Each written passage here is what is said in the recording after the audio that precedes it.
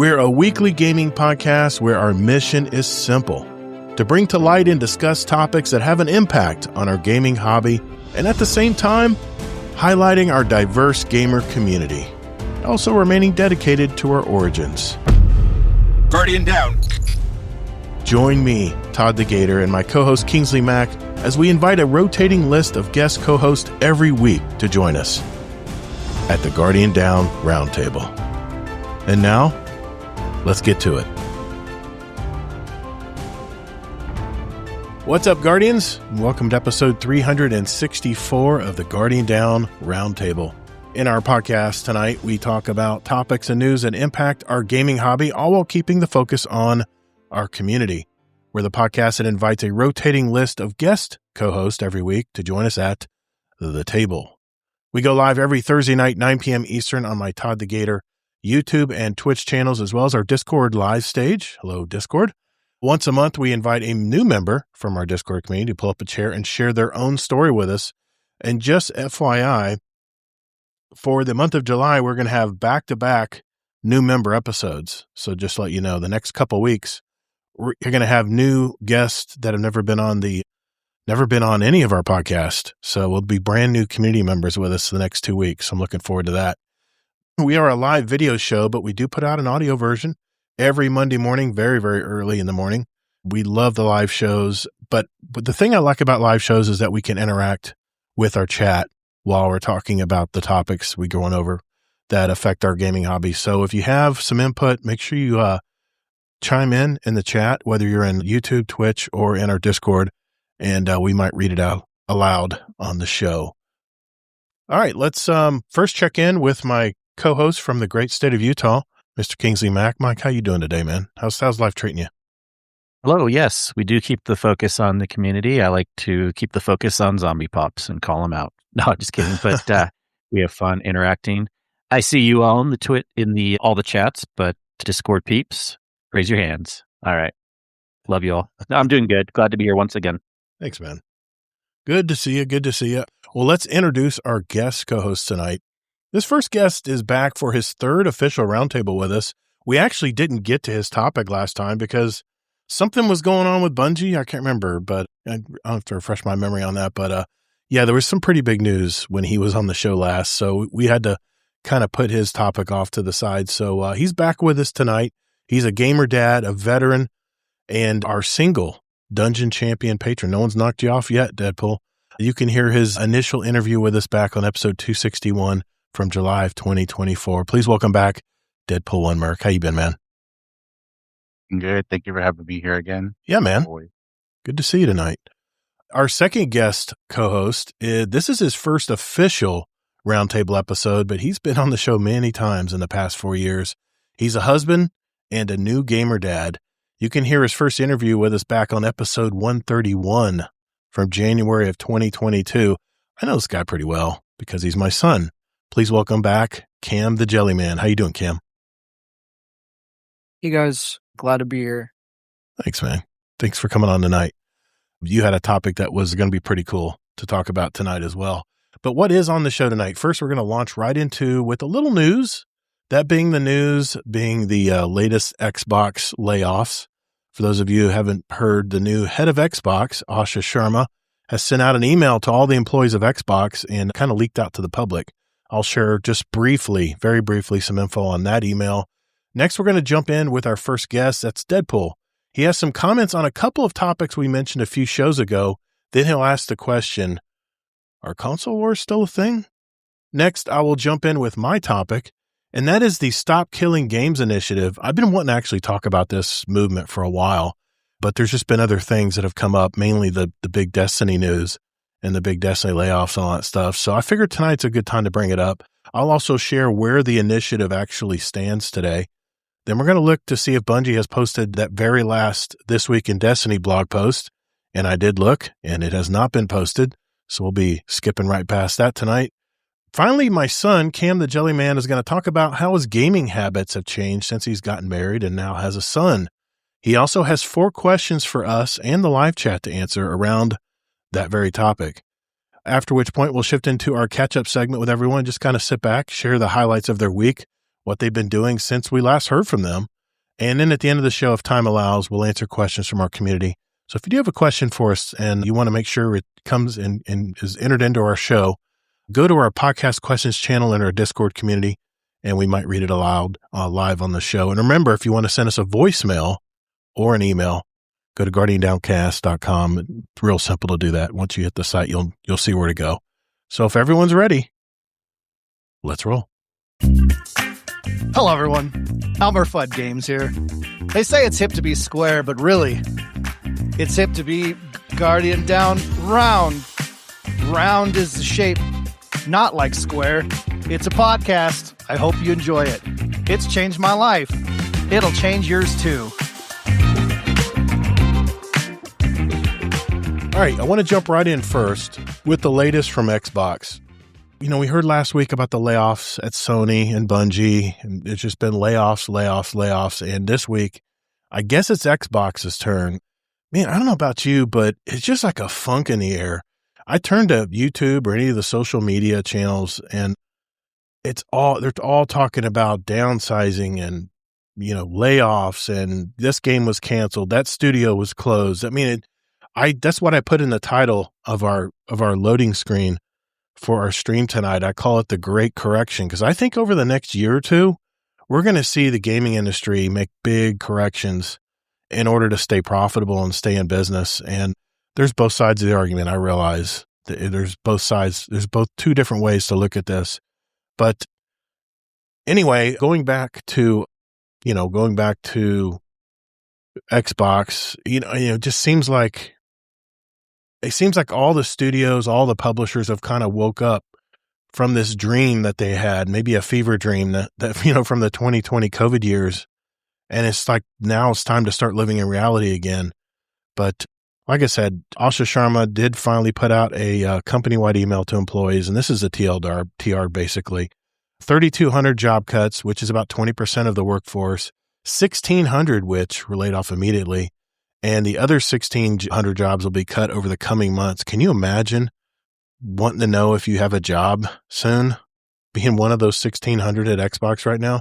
And like you were talking about last week, Kingsley, with the history of Bungie and how Xbox should thank Bungie, because they're the ones that kind of launched that platform way back in the day with Halo. I mean, that's kind of what put Xbox on the map back in the day. And here we are, man. It's amazing how things have changed, and I don't think that long, but that's the way the gaming industry is right now. Everything seems to be happening every week. There's something new coming out. The bright side here is Xbox is not closing any studios. They're parting way with 5 studios. Ninja Theory, who makes Hellblade, Undead Labs, which makes the State of Decay series. Xbox plans on keeping them funded to finish their current projects, which I'm sure a lot of gamers are happy about, because Senua and State of Decay 3, which were supposed to be coming out soon, looks like they're going to be funded until the project's done. Double Fine, who made Psychonauts, and Compulsion Games, which made South of Midnight, are being spun off into their own kind of independent studios under some kind of new management. And then Arcane Studios kind of stands out there by themselves. They have a new game called Blade coming out. And because it is a French-owned company, there's processes you got to go through. There's French labor laws. They have to determine if there's the best course of action and stuff. And I'm sure I've heard Xbox has not been cooperative in that respect, but that's the law, man. You have a company in France, you have to abide by the country's laws. Like I said, the bright side here is that these companies get to keep their IP. They're not being, left adrift like some game I know, and allowed to just rot and, float away in time. And she also stated in this email that, and I don't know, I might be calling bullshit here, but Asha Sharma stated in the email that Xbox's margins are 3 to 10 times lower than their competitors, and that they're losing 64 cents of every dollar invested. Do you buy that, Kingsley? 64 cents a loss for every dollar? Yeah, I do, because they didn't get enough people signing up for Game Pass. Yeah. And if you don't have enough people signing up for it, then regardless, they should maybe not have had so much bloat in other areas. But that actual point, I believe. Okay. I mean, they have accountants and stuff. If that's a total lie, the information could come out. But That's true. I'm not giving analysis on why it shouldn't have gotten to this point, but Yeah. I believe that, and it is true. They never had enough people sign up for Game Pass as they were hoping. Never, even when it was doing better. Yeah, their Phil Spencer's goal was 100 million users, and they kind of hit a wall at 35 million. So yeah, that is quite a shortfall. It's 1/3 of what they were expecting.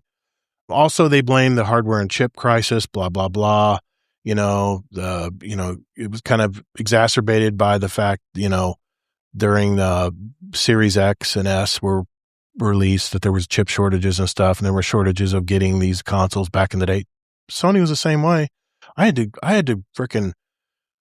to have someone help. I had a headhunter out there trying to find my first PS5 off these sites. They would release minimum numbers, and a friend of my daughter's was able to snipe it and get it. So, that's the only reason why I had one back in those days. So I understand that, but here's the thing, man. I wanted to buy a Series X. I needed an excuse to buy a Series X. I own Xbox consoles. I have the original Xbox One, the brand new Black Edition that came out day one. When they had the camera that always had to be on. I wanted to buy a console from them, but they didn't make anything proprietary for the console. There was no special game or a first party game or anything that you could only play on the X. It was just another device to play any of the games that are available everywhere. But anyway, that's my take on it. They stated that they have a 4-pronged approach for their strategy going forward. First, they're going to abandon middle-tier games, so no more AA games. So I guess a lot of the indie games are going to struggle in the Xbox umbrella. Their focus is going to be back on ZeniMax, Bethesda. They're going to be making games just for Xbox platform, games like Fallout, Elder Scrolls, Doom, Wolfenstein, and Quake. We'll see what that ends up doing. They're heavily investing into big platforms like Minecraft and Candy Crush. And in fact, the heads of both of those developer companies are going to report directly to Asha Sharma herself. So they're our priority, which Minecraft, they're a juggernaut. They've been around forever. They have their own communities. Candy Crush, that's the mobile game, right? That's the mobile aspect. And then, of course, basically that hands-off approach that Phil Spencer liked with all those developers that they acquired over the years. They're going to be very much like Sony now. To be greenlit, you're going to have to go through all these executive leaders and get greenlit. And there's going to be strict. Still talking about the Xbox layoffs? Yeah. And we're talking about they're going to have some strict financial accountability on when they greenlight these games. They're probably going to be on very, very tight budgets. So overall. This just leads into the next topic, which is Xbox is going to be dying pretty soon here. You think so? PlayStation, they're just going to be like an alternative for playing games. Yeah. The future is probably we're going to be like renting games from like our TVs and stuff like that. It's probably going to be like how most people like play games in the future with like how hardware prices are increasing. Yeah. It's just becoming like less and less accessible to, whether it is like a PlayStation or like a platform or like Steam machine or just a normal computer. It's getting like more and more expensive to do that. Yeah. So like what is like Xbox's path forward? Like their golden years past a long time ago. Yeah, I'm with you. So these layoffs, like, I mean, they suck, but it's just kind of a sign of the times. Yeah. I would think. Mm-hmm. It seems like game development and like game, publishing or whatever is probably going to be a lot more distributed as time goes on, and like these huge companies are going to have like less and less, I guess, like pull in the like ecosystem. So Xbox, Microsoft, the whole like divisions probably been like dying off for like a while now. Yeah. The layoffs obviously suck, but I mean, good. It's good to hear that they're keeping the games alive that were like under Xbox. Mm-hmm. That's about like as much as you can ask of them. So. Well, Kingsley and I have been talking about this for the last, how many shows? Like 3 or 4 shows. I talked about how there's going to be more subcontractors and they're going to be using them from the Eastern countries, like Poland and Southeast Asia and stuff.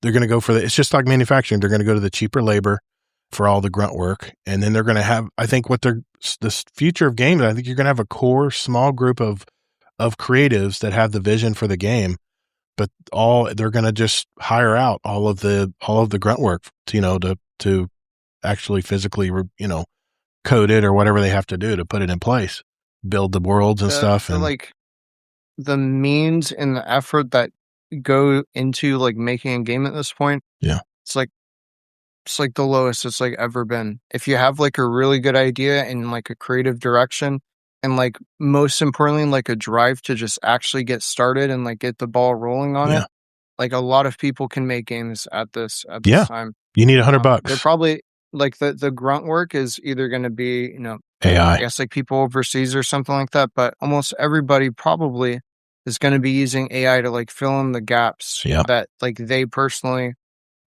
maybe don't specialize in, or at the very least, it'll help them get started and like learn like how to use Godot or I don't know whatever. Like game, that's your world. I mean, and that's what you do. I mean, you program all day. I mean, that's your kind of your job. You work from home. But the thing is I don't know if you saw the latest from Unreal Engine 5.8 and 6. There's so much AI enveloped into that gaming engine, and it's open to everybody. Whoever wants to build a game can use it. Of course, you got to give the royalties to Epic if you want to use their engine. That's how they make their money. Is they're going for the long haul here. But yeah, man, I get your points. I do. I get your points. And like I said, me and Kingsley have been talking about this the last few shows. And like I said, I just want to bring up the news because, equal opportunity here, right? We talked about Sony laying off Bungie and some parts of Marathon, and now it's Xbox's turn. I'm going to term this the great correction of the gaming industry, because I really think in the next, I already said it before, I'm going to say it again, in the next year or two, you're going to see some massive shifts in the gaming industry if they're to remain competitive. I mean, China their studios are freaking amazing, man. Wukong, I mean, the game's Tencent is got so much money. They're buying up everybody. And I mean, they actually bought Arc Raiders, a Chinese version of Arc Raiders, and they've got all these new game modes and stuff now, which we're crying for in the Americas. But, it's not ready. It's not ready for us yet. But I'm telling you, be looking to the East, because game development is really going to be strong out of there in the future. I mean, I'm just hearing so many things. I mean, we hear about Nintendo, people getting raises, not getting cuts, not getting salaries cut or getting laid off. We're hearing the opposite on these, Japanese studios and stuff, Sony excluding, of course. But anyway, well, we got a lot to talk about. I'm sure. No, I did want to respond to the topic, and I don't know if Deadpool did too. Okay. Because, Cam did, but we didn't get a chance yet. Mm-hmm. I mean, you asked me the one question, but I didn't even want to talk about that. But so this is really unfortunate, because this was a situation where they just bought up too many studios, right? Too many things and stuff. And we could have seen this coming from a million miles away, even when the economy is good. I've said a million times before, companies should not grow fast. They need to grow slow. Even it's so tempting when the economy is good and when things are running to just grow too fast. And then you've seen this a million times, and then you have to have layoffs. And I'm pissed, because it's like it didn't have to be this bad. It didn't. If you would have grown slower, then maybe you wouldn't have had as many layoffs or potential things. We knew this was coming too. Yeah. It's no surprise. And it's going to be happening with more places. You're going to see even more on the Sony side. We're going to see more everywhere. It's so sad right now that this is happening.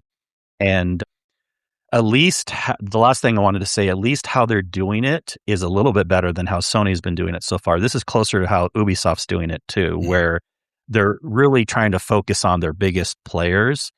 We've had the complaints, whether other people agree or not, Sony, like, why are you not focusing on certain things? Mm-hmm. But like, at least Microsoft is saying, okay, we know we need to focus more now on the Minecraft. We know we need to focus more on these things. Yeah. And so far, how it's been working for Ubisoft, it's actually been working okay, because they know they're focusing more on the Assassin's Creeds and the Divisions and things like that. So hopefully it doesn't get worse, and hopefully they're being smart on how they're focusing on things going forward. I mean, 20%. It's not 50%, right? There's still 80% of Xbox still intact. So that's got to be a good thing. 20% still horrible. You usually want to see, we used to have layoffs back in the day of like 3 to 5%. Right. I get pissed when it's higher. Okay. 10 to 20%, it should have never gotten to that point. Okay. It's out of my realm. I can't comment any further on that. I own a business. I run a business. I know how businesses run, but I don't know how the gaming business is run. I couldn't even Imagine all the Any expenses. business, you don't want to have to lay off that many people. They should Yeah. have never gotten to that point. Yeah. Yeah. It's like right now, like remember I told you guys I got laid off from my school Yeah, job, yeah, right? you Right did. now they're shooting themselves in the foot because now they can't figure out who's going to do all the stuff because they It's don't budgets. have nobody that's doing. So they're running into these issues where now they're running around with their heads cut off trying to teach everybody how to do everything when they don't even know how to do certain things. And they reached out to I got laid off first, and then my coordinator they extended her, so she's staying for another 30 days because they're trying to get her to teach everybody how to do everything. Wow. So it's issues like that happen from layoffs. But what I wanted to say was that it's crazy that they're doing all these layoffs. And it's understandable why they're doing it, but high number, that's too high. Normally, some companies only do at least 3 to 5% from what I've noticed in the past. But they're not the only one. So retail's done it a few times. Best Buy, I know for sure, has done a bunch of layoffs. I know other retail stores have done it too. So it's going around. It's just they are not making enough money because they have to pay too many people. And for example, like at my job, I was actually one of the high paid persons there, and I was making a lot, working 100 hours. Damn. That's overtime and then being paid time and a half. Yeah. So I was making a lot there. So they have to make up some way to not lose too much money too. But the other thing too is it's funny how they're doing layoffs, but yet I've been seeing postings from Naughty Dog. Naughty Dog is hiring. Yeah. So that's not all crazy. bad. So, yeah. So some of these people they have other options. They could go to other places. It's a lot of people floating out there. It's sad that they're getting laid off and things like that. Yeah. And the way PlayStation did it with Bungie, how they laid off all of Bungie and then a few of Marathon. Yeah. It's like, really, like, I don't like Marathon, but like, how are you going to run your game for a whole year if you're laying off some of your people from Marathon, You know what my hope is? That all these people who get laid off get tired of the corporate machine. And because, like Cam said, we're using AI and a lot of tools coming up here in the future, they just build they have their own vision. They build their own game.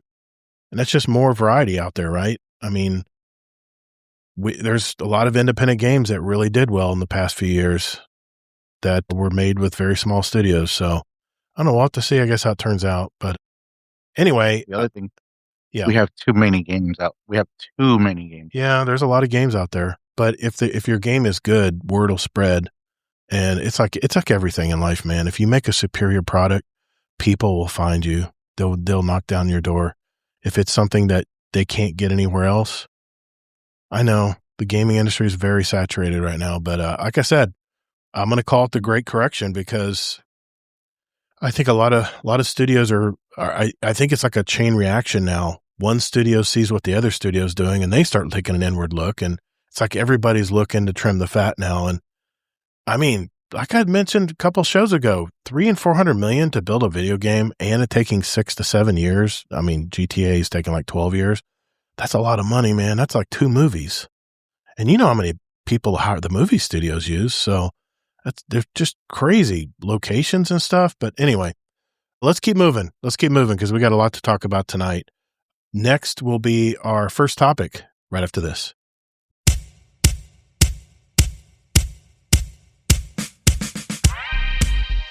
And now, a news bulletin from our Patreon sponsors. In today's economy, gas is high, joy is low. But the Guardian Roundtable and the Guardian Downcast is on the rise. You're listening to Guardian Roundtable. All right, our first topic is Deadpool 1 Merc. So Deadpool, I'm going to just give you the talking stick, man. What do you want to talk about tonight?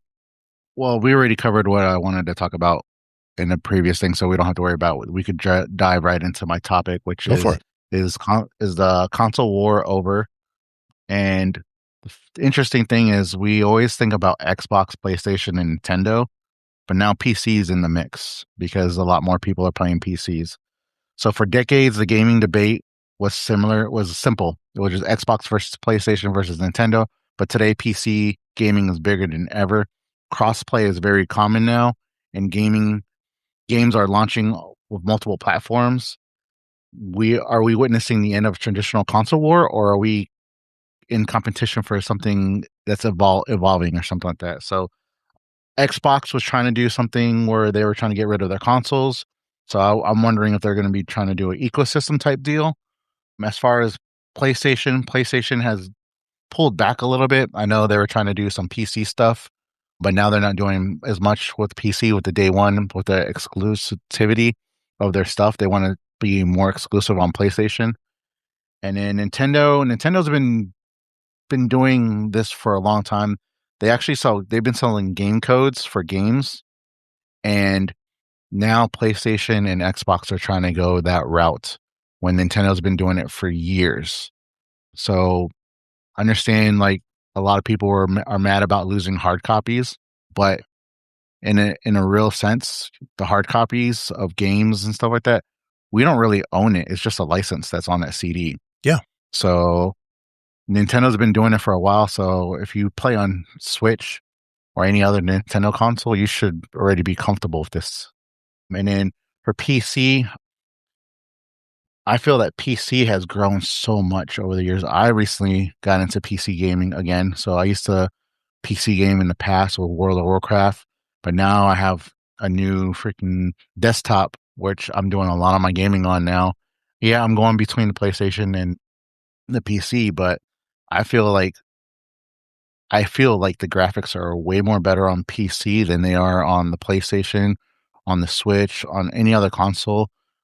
But I know everybody has their own preferences. So to me, I just want to bring this topic to everybody just to get everybody's insight on how they feel about the three consoles and now PC. Well, I was talking to Kingsley last week. We were talking about the no more physical games for Sony. And if the PS6 is going to be $1,000, all they're doing is driving people right into PC sales, because a PC can do everything. And you're not reliant on one supplier of content. You have everything the internet supplies. Where if you're on Sony, you pretty much have to go through their shopping hub, that's why people are up in arms, is because they don't want to have to be reliant on buying everything from Sony. If they want to get a used game, or even if it was a used license for a game, that would, and I think Kingsley mentioned it last week. I think that was really the crux of it. It's not about the physical disc. It's about the rights. And I'm going to get into that with my topic, but that's where I kind of see everything now. I think console sales are going to really get a reality check when the next generation comes out, especially if they have the prices that they're saying, $1,000 prices for consoles. For a few more hundred, you can get a decent mid-range PC that can do everything that the console can do and more. Okay, Maybe. a few more. I'll talk about that when I reply. Several more hundred. I know Kingsley's. Yeah, I understand. And I love PCs, but PC prices are going up. My PC was not $1,000. Okay, let me just be clear. It was much more than $1,000. Exactly. But I can do that. That thing is pretty much. It'll play games for 5 years at least. Whereas my PS5, I don't know, when they go to a PS6, what am I still going to be able to get through the PS5? And PS3 store has been disconnected. I think, is it PS4 too? I think PS3 at least. I think Uncle Scumdeath was talking about it. PS4 has only stopped the support for gaming, games. They still have access to the store right now. Okay. And they still have access to certain things, but they're not going to be making no more controllers, no more chips for it. No more internal parts are going to be being made for PS4. So if your PS4 breaks, that's it. You probably have to find a used one. It's like every other console. Yeah. I got a whole graveyard of consoles over the years. Yeah. So yeah, that's the support that they've relinquished from PS4, as far as I know. Gotcha. Cam, well, let's go to you next. What's your opinion on all this? And then we'll finish with Kingsley. So, yeah, I think the console wars ended like a long time ago. Really? Yeah, there's a community called PC Master Race, which has been around for like a really long time, probably like 15 or 20 years at this point. And all that it comes down to is like the consoles are just like a derivative, way less functional. They're like 10 years ago is completely different. 20 years ago, especially, super, super different environment. Nowadays, like they don't compete. The only place where they maybe compete is like, I don't know, community maybe. And then like if you have friends that like get PlayStations like each generation or something like that, I think just everyone should get a PC. That's the direction that it's moving in. It's either PC or you're like renting, like you're streaming the game essentially. The cloud services. That's almost certainly like the two directions that it's going to go in. So realistically, I think Microsoft and Sony should just like give up when it comes to like the consoles. I think it doesn't really make sense anymore. Probably what they would want to do is something like the Steam machine or something like that, where it's essentially just a desktop. It has the branding. Maybe they have like a PlayStation like OS or like an Xbox like OS or something like that. But I don't know. I just like, I don't see any reason for consoles to continue. I think the war lot was lost a while ago, maybe like in like 2016 or so. It's just like they don't compare graphics wise. One of the most annoying things possible with Sony and Xbox is the exclusivity. And I don't have this like $600 device. Oh well, can't play this game. I can't play that game. That's like their only like way to draw people in. Really, that's like their only real like unique like offering to like still draw people into a console, in my opinion. So I think like the sooner that goes away, the better. I think that's going to be better for the developers as well. I think just more people getting access to your game is better for developers as a whole. And yeah, I think the console wars died like a long time ago. One last thing is that what Sony recently, I know that Louis Rossmann, who we're going to talk a bit about in topic number 2, I believe recently covered Sony like taking away people's movies and shows that they purchased on the Sony store or on the PlayStation store. That's just like you like clearly don't respect your customers. Like that's like the whole issue. Like if stuff like that's going to go on, why would you not just like use a computer? Like even like using like a crappy like used laptop or used desktop or something like that. Yeah.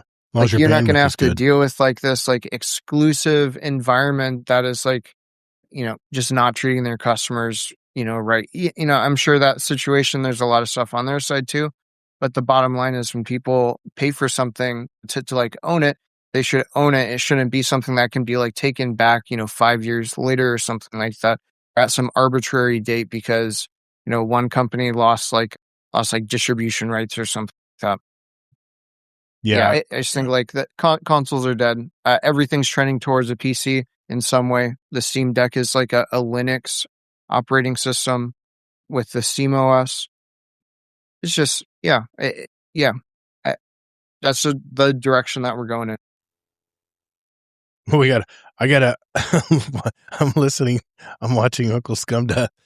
Uncle Scumdeath, step away from the ledge, sir. Don't stop gaming. You don't need to stop gaming. He uses a lot of old tech. He has the PlayStation Vita, and he says it's useless to me now. So Kingsley, go ahead, man. I know you got a lot to say on this. Yeah. First of all, we do know as of right now, they are both Sony and Microsoft are making at least one more console. Mm-hmm. There's been enough supply chain leaks and other analysts' reports. Whether we think it's a good idea or not, they're both planning on making one more. I think PlayStation's is slated for tentatively 28. It might have been 27, and probably Xbox is around the same. Things could still change, but as of right now, there are still plans to have another one. But yes, I generally agree with the topic. I remember also PCs were the main gaming thing too, kind of in the 80s and the 90s. I mean, yeah, Nintendo was starting up then also, but like for a while, PC was the main place to play games. It really was. And then by mid to late 90s, 2000s, that's when consoles started becoming more popular with PlayStation and Xbox and everything. So PCs have had the main place in the past a long time ago. And it's hard though. The main thing is going to be pricing for everyone. We talk about Xbox and PlayStation going up, but remember PCs are going up a lot too. I'm seeing anywhere from $200 to $500 for a comparable PC today of where it was just a couple years ago. So yeah, even though Xbox and PlayStation are going up, if you look at the Steam machine and what it offers for being $1,000, it's not very good. It's only a titch better than a PS5 Pro as far as technical specs are concerned, but it's like a couple $100 more. Now, of course, there's way more benefits. You get the whole Steam, well, not the whole. You got any game that works on Linux. There are some games that don't. But I'm just worried in general. It's not so much a console issue to me. It's just a pricing issue in general. You used to be able to, the argument I think was stronger a couple years ago. Yeah, you could spend a couple $100 more and have a low-end PC that can play a lot of stuff. Well, nowadays, I mean, where you could get a low-end PC for $700 to $1,000, now a low-end PC is $1,000 to $1,500. I hate to say it, but it really is. And yes, you can do used things or whatever, but that's kind of where we're at. So all in all, prices are going up. I also think that if they do move to like streaming games, we're still not in a place today, technology-wise, where streaming always works well. Still, not everyone has consistent internet. It's not just about total speed. You also have to have a really good ping. You can't have latency. You know, Google tried the Stadia thing. Other people have tried, NVIDIA's tried the streaming thing. It works well for some people. For a lot of people, it doesn't work well, especially when you have janky Wi-Fi at your house. You're just not going to have streaming work very well. So I don't know what the answer is. I just hope prices in general go down. But of course, I agree that PC gaming is better and graphics are better there. I mean, I've always been a PC person, but I also have a PlayStation, love it. But yeah, like graphics are night and day better on my PC versus my PlayStation. I went in and looked up Amazon. I just said, let's see what a gaming PC is. You can get a base gaming PC. This is now only 512 gigabyte SSD. It's all it's in it for $523.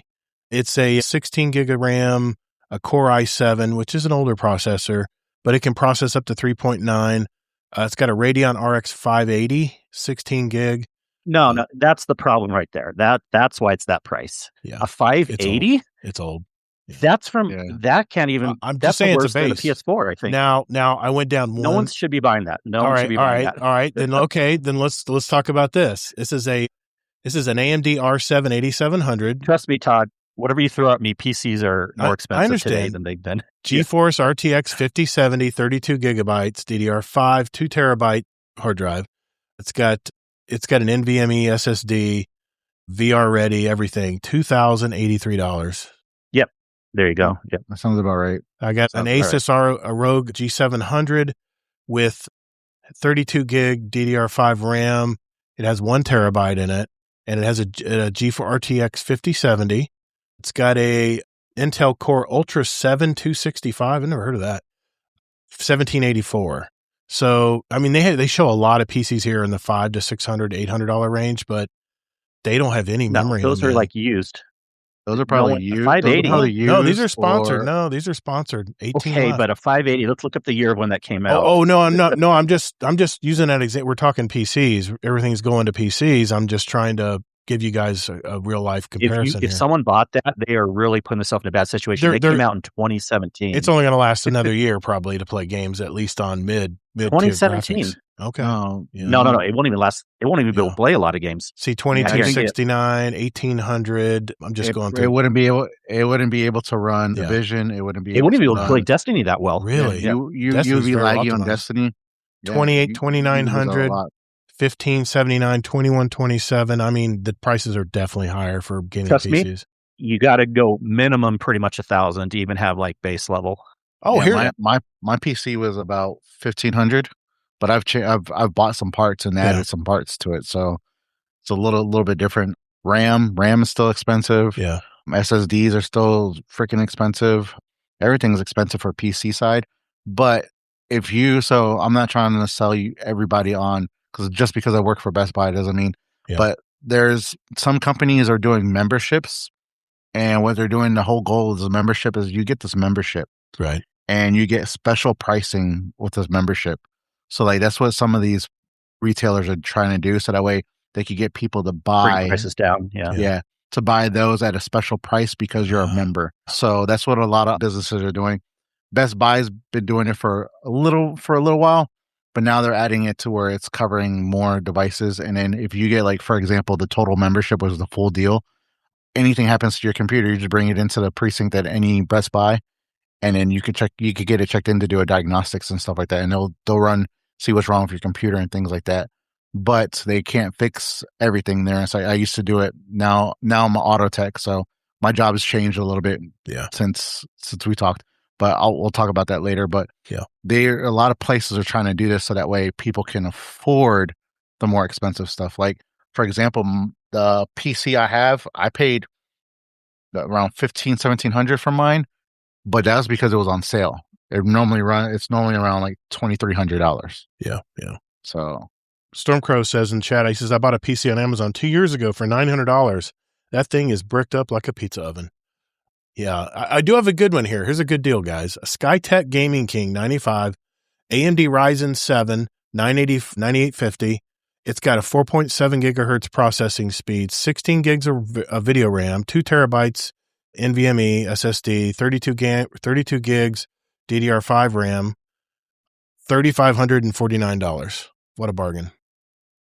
Yeah, it's still higher than that. Oh, I know. I'm going. I just put in gaming PC in Amazon, and this is what popped up. It's all over the place, but yeah, you're right. If you want to get something that's future proof for at least 5 years, you're going to have to spend a couple $1,000s. So, do you pay $1,000? Well, today's market, and it's sad. It was so different even a couple years ago. Yeah. Oh, a couple years ago. My last build was 2.5 years ago, and I'm so glad I built another PC then because me too. I did a very medium high end build for $1,200. And you cannot get that today. Wow. And you just had an upgrade on your video card too for, you're getting you can set yours to high graphics now on a lot of your games now, I think you said. Well, yeah, because they came out with the software update for it, luckily. Yeah. That's so cool. I've never heard of that being a thing. But anyway, any final words? Anybody got any final words before we move on? The one other thing that I thought was the only consoles that make sense to me at this point are something that are unique to the console themselves. I think that's probably the core issue with the consoles and PCs now is you have cross-platform stuff. There's just not a lot of differentiation or kind of unique identity to each one, where maybe that was a little bit different in the past. I think something like a VR console or a headset or something like that. I think that's probably what makes the most sense in terms of a unique offering that would warrant being a console. That's probably the only thing that stands out. And even then, I think VR has pretty big canyon to get over when it comes to adoption and people actually using it and liking. So, like I mentioned last week, even Meta is kind of they're kind of taking the foot off the accelerator pedal when it comes to their VR system. So, it's just got to be integrated. The thing with VR is it has to be integrated into all your gaming. If it's limited to certain things, then it's just going to sit here on the hook underneath my desk. And when I get I get the stick up my butt to go in the living room and put it on. And it only lasts 2 hours, by the way. 2 hours, you got to let it recharge for an hour. It has its shortfalls, but I love VR. I really talked it up back in the day. I really thought it was going to be the future, and it may still be, but someone's going to have to come along and shake things up, kind of like Apple did, They have to come in and just make something that's just superior to everything. And an Apple VR system for $3,500 isn't it? And I did the test on that. That thing was beautiful. It was gorgeous. Anyway. Quantum gaming consoles. Yeah. And what you're saying, basically, if we get a gaming console, it has to be multi-use. It can't be narrow on how you use it. That's the only way you see consoles going forward, Kim? If it has multiple uses? Like the Steam machine? Yeah, I just don't see the point in spending the money and being limited to that degree. I know you were an Xbox 360 kid. You grew up on an Xbox 360 and you played World of Warcraft on it. You did all kinds of stuff. And then there was a point. I did not play World of Warcraft on the 360. Oh, well, whatever. There was a certain point where you went to PC and you never looked back. You didn't want a console forever. All you wanted was PC. You can use the controllers for pretty much every game at this point. That's what I do. Kingsley tries to tell me that. Like got mine right here. it's just like a way better experience, like gaming experience, and like you can play something and like have something up on the side. You know, My controller it's actually works better on my PC than on my PlayStation. It's funny. yeah, It's more responsive. That's probably the case for like a lot of them. Yeah. I think the other good point to bring up too is the subscriptions, because on console you have to have a subscription That's versus on Yeah. I was Steam, going to you bring don't that have up. You don't have to. Yeah, you don't have to. I Have I remember the days. Yeah, so you do save that much have a per year membership. by moving to PC. Yeah, I mean, I was That's a just good I was just thinking that Deadpool. I was thinking. I remember when PlayStation Online was free, and then they got hacked for like 2 months, right? Remember? And then they came back and said, "Well, in order to keep our security systems up, we're gonna have to start charging you to be online." And it was started out at like $48 a month or a year or something, and it kept just going up and up and up. I just paid $200 for just 200 over $200 for, or was it $148 or something for PlayStation Plus last? Because I got the Mac Daddy one, which I don't even use, but I like having demos and stuff if I want to be able to download. But the point of the matter is, you have to pay to be online on a console. Man, I'm starting to see the light here, guys. I'm just saying it. I'm thinking all of this console BS is just going to push more people to PCs, and then I think eventually PCs are going to get much smaller too. I think they're going to be more portable. I mean, they're even talking quantum computers, how they're not far already. They're not talking about how they're going to make mass produced quantum computers down, the next 10 years. I don't know, man. Everything's just changing so freaking fast. I think Asus has like a computer that's like this big, and it's like it's got like high RAM and all this stuff. They have other computers where like the cases are actually smaller, and or exposed. Right. So, PC, you could do so much to your PC versus console. You can't even do much to your console. Yeah. Mm-hmm. Look up Cyberdecks. Like people are building like mobile like battle stations, and like it's like modular, and they can plug it in and take it out, and there's just like a lot more stuff that you can do with a just normal computer. Yeah. Gaming generally is just the appeal of consoles. Gaming generally is just getting more expensive, and what are the young people going to do? They're all going to flock to cloud gaming as soon as it becomes where it's optimized. That comes down to like the only reason why consoles are competitive in any way and why they still have like market share is because of the cost, and that's going to be the main thing that drives cloud gaming too. Yeah, is the cost. Like, you can't even afford a console now. Yeah, you think you can play games on your phone and on your TV. You think it's restrictive now that you got to go through PlayStation or Xbox to play your games? Can you imagine the tunnel you have to go through to play their cloud games? I mean, they own it all. I mean, that's the total control. As far as TVs, if you dive into TVs, in order to do certain things on a Samsung TV, you have to have an account with Samsung. So you can't even do anything. So Samsung's already got their foot in the door where I got one of those TVs. Smart TVs. They don't want they don't want you to do anything unless you have an account with them. And that's the only way you can do anything with a smart TV. Jeez. So Samsung's the only one that's like that right now. Sony hasn't done it, but Sony has, what they've done is they partnered up with Hisense. They partnered up with a few other companies. So, who knows? They might start incorporating that into TVs. But here goes the thing again. A motherboard on a TV cannot process a lot of stuff. They're slow as hell, man. I'm so impatient with my Samsung Smart TV, and it's an older one. Everything runs so slow. Cam helped me run it. We ran it. We have a network hub in our house now. And we ran direct fiber to the TV because I thought it was the Wi-Fi was slowing it down. And the TV's just as freaking slow, directly wired. I could have told you. Well, I didn't know. I couldn't believe the TV was operating so slow. And now I'm like, you know what? I'm going to make sure this thing falls over one day so I can go up to Sam's Club and just get one with processor. Like what? Well, that's just it. You got to get, it's just like computers. You got to get the faster processors now in the TVs if you want to use them for the, anyway, we can go down a major deep hole there. You can get like an Amazon Fire Stick. It's probably going to be enough for like a lot of stuff. You never want to use the TV system.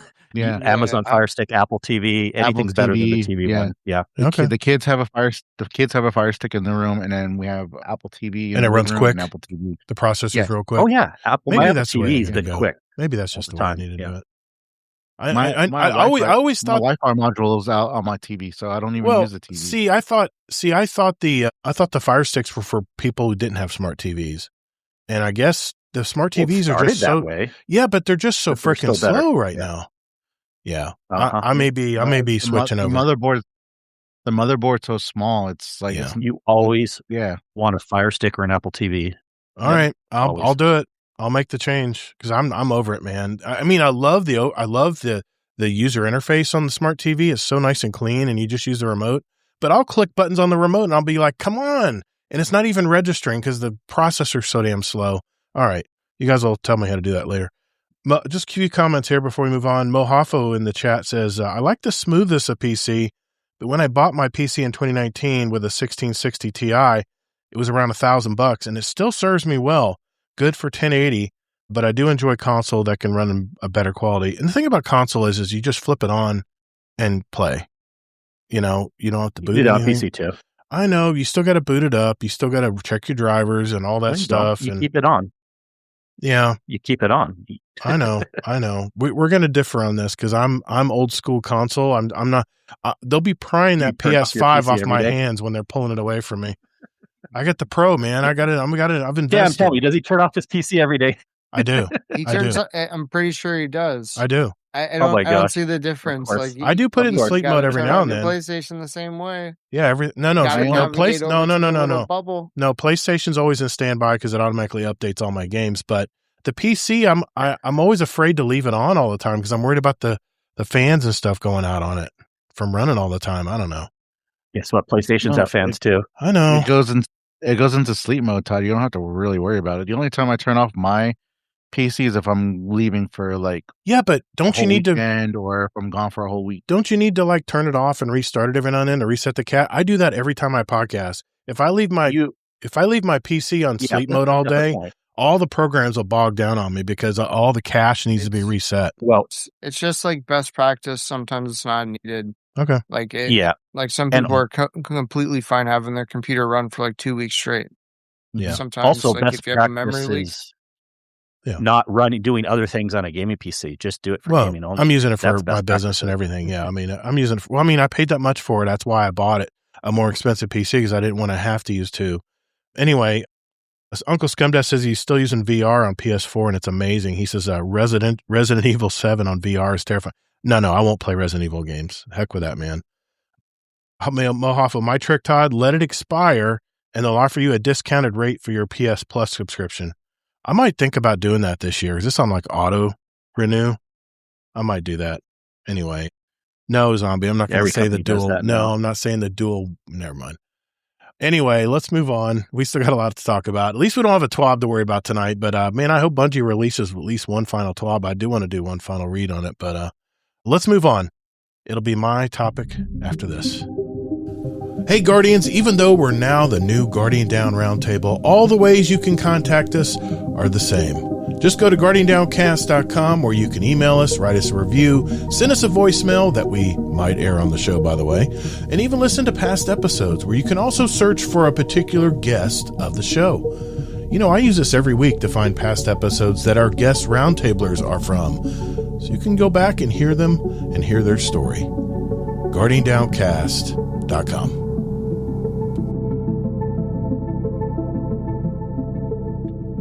All right, for our second topic tonight, I wanted to talk about the Stop Killing Games initiative. For those of you who may not know what that is, here's the gist of it. The main objective of this movement is, when developers decide to abandon a game, that you paid hard-earned cash for, all this movement asks is that you leave the game in a playable state. So, that Twisted Metal Blu-ray disc that I have in my collection, I should be able to just play that whenever I want. When whatever console it was made for, not just a useless paperweight like could possibly happen. I know Sony and Xbox will be eliminating that physical media soon, but if they want gamers to continue to buy games, whether digital or physical, they should be able to play those games whenever they want, even if the dev have considered the product's end of life. This kind of ties in with the physical media announcement from Sony last week, and I wanted to mention it back then, but we had a lot to talk about. But there's 3 ways that I'm just going to call it SKG, Stop Killing Games. They suggest you can do this. First, they recommend dropping like a final offline patch so you can play solo or even local split screen if you want. Second is by letting the community host their own private custom servers. The third way the developers can help is by releasing a standalone server files so the community can, mod and patch the game themselves. And that's happened with a lot of games out there. They also mentioned that this does not apply to live service games, but commercially end-of-life sunsetting. And this mainly targets the games that you paid for, but the publishers are taking back access to it. So where does the movement stand today? Well, the initiative graduated from the standard internet petitions into a legitimately organized nonprofit organization. They're fighting a multi-front war against corporate publishers right now. So far, they've locked in 1.29 million signatures globally. And the European Union has been kind of the major stage of this fight, mainly because their consumer protection laws are actually working over there. But they had acquired 1 million verified signatures, so the European Commission had to legally sit down and review the case. Now, June of this year, and this just happened, the EU officially handed down their ruling. Unfortunately, they declined to pass a hard law making offline modes mandatory, claiming it clashes with existing intellectual property and copyright frameworks.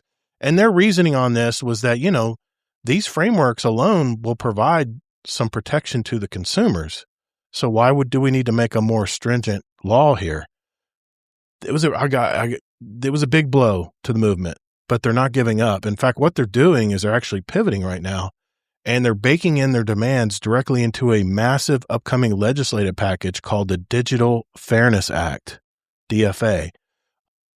Also, the EU Commission agreed to force publishers into a dialogue to set up voluntary, quote, code of conduct rules for sunsetting games.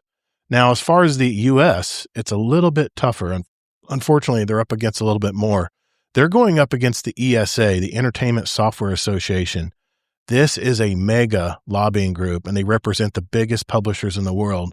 But there is a little bit of hope. There is a Protect Our Games Act that was introduced in California that would force publishers to give a 60-day warning before a shutdown, also provide an offline mode or private server tools, or cough up full refunds. Now, the bill had a great start. It cleared the California State Assembly with a dominant 43-16 vote, but it kind of hit a brick wall. It got stuck in a state Senate committee, and they just fell 3 votes short of passing it through. But from what the rumors is that ESA spent a massive amount of corporate money lobbying against it. So they think that's what the difference was with those 3 votes. And then there's the UK. The UK Parliament petition racked up almost 190,000 signatures to force a debate. And the government essentially said they really have no plans to rewrite the law. Words are hard. But they did issue a warning to publishers. If you trick gamers into thinking a game will last forever when it won't, you're going to get hit with those consumer protection violations. So they're probably going to pay their fines and move on. But the TLDR right now there's a massive standoff right now between 2 completely different mindsets. You have on one side the gamer preservationist view, meaning if buying isn't owning, then piracy isn't stealing, right? If we drop $70 on a game, you shouldn't be allowed to remotely brick the software we paid for and erase gaming history. And then you have the corporate view. This is the ESA pretty much. They're, for the way they look at it, they're forcing us to build end-of-life offline infrastructure or release server tools. It's just too expensive. It hurts our future projects, and it messes with our strictly guarded IP rights, even if that IP is left to die. Even with the institutional pushback, the movement has completely altered the industry's PR. Publishers know the community is keeping receipts now, and some recent live service titles have started proactively patching in offline modes before they're shut down just to avoid getting absolutely roasted by the SKG base. So where do you guys stand on all this stuff? I mean, I have my comments, but I'm curious what you guys think about the Stop Killing Our Games movement. Anybody want to chime in first on Stop Killing Games?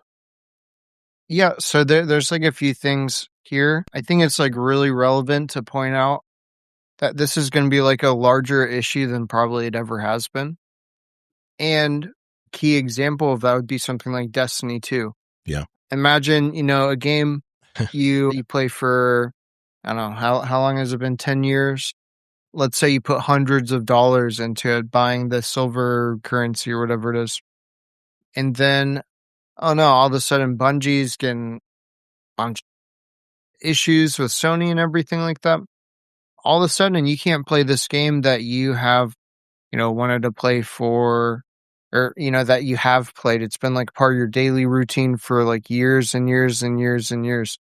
So it's like particularly relevant for this community. But think about like some other games that you only really like start seeing this kind of stuff like around like 15, 2016 is like where you're going to see like a lot of the like, more persistent games. Something like Fortnite. Like what happens if like the Fortnite developers get like bought out and then they're like, oh, it's not worth I don't know, running these servers anymore or something like that. Yeah. There's a lot of that's the core issue is that people are paying for things and like, digital assets or like, cosmetics or things like that. And down the line, you're not only like taking away like their ability to like play like their games, but also you're removing their ability to access the things that they've paid for already, which is like the core issue of this. Louis Rossmann has played like a pretty big role in kind of spreading the Stop Killing Games initiative. And for him, it just comes down to like, an ownership. It just comes down to ownership. Like you should own the things, you should be able to access the things that you've bought and paid for. And that's like super, super just like straightforward kind of approach for it. I think there are, sorry, go ahead.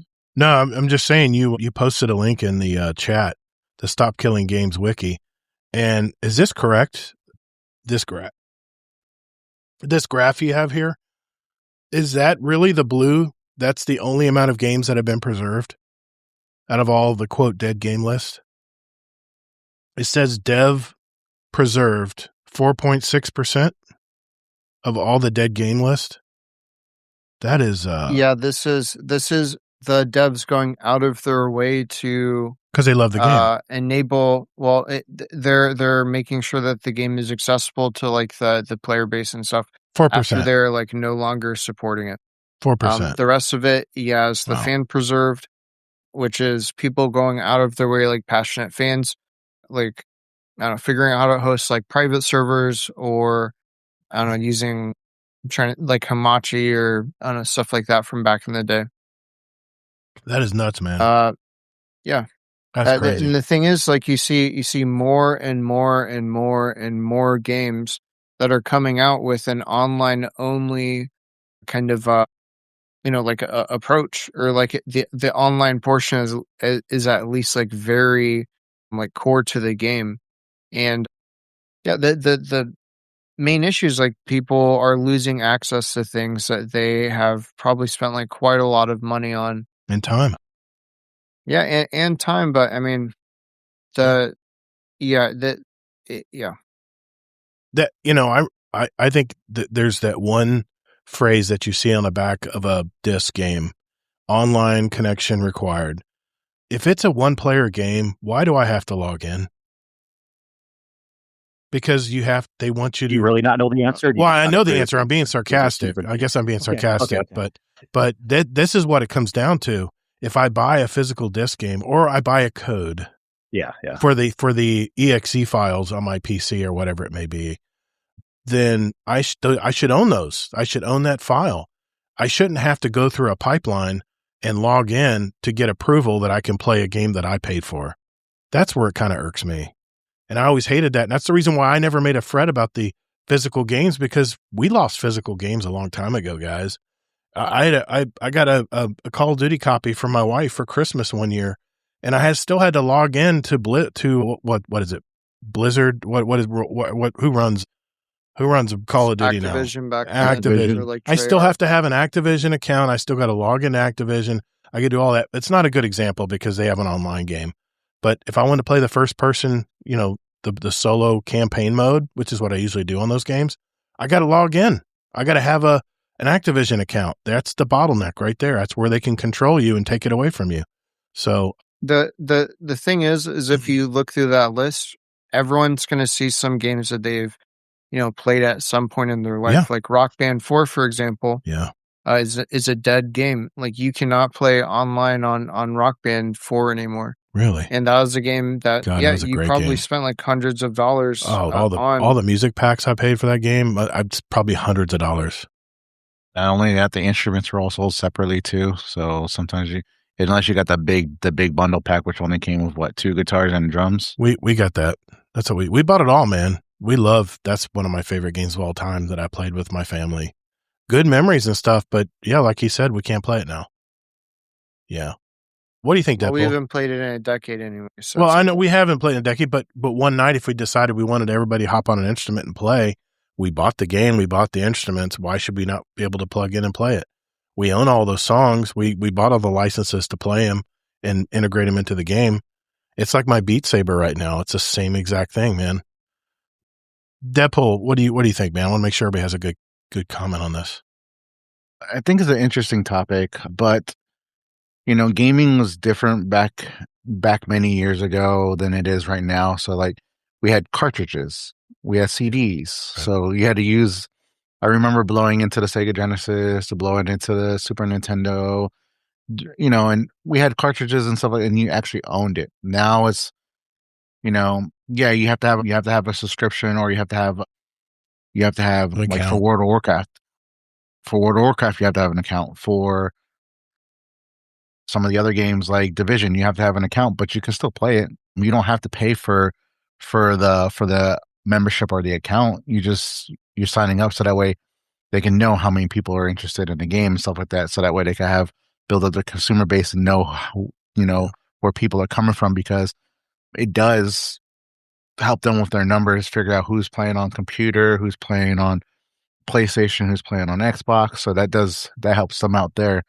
But for dead games, I believe if you paid it and if you purchased it and you own it, if you actually own it, then you should be able to use it. But if it's something like a licensing, they have those in the small print, the fine print. They tell you that the game can be closed down at any time. Like look at The Crew.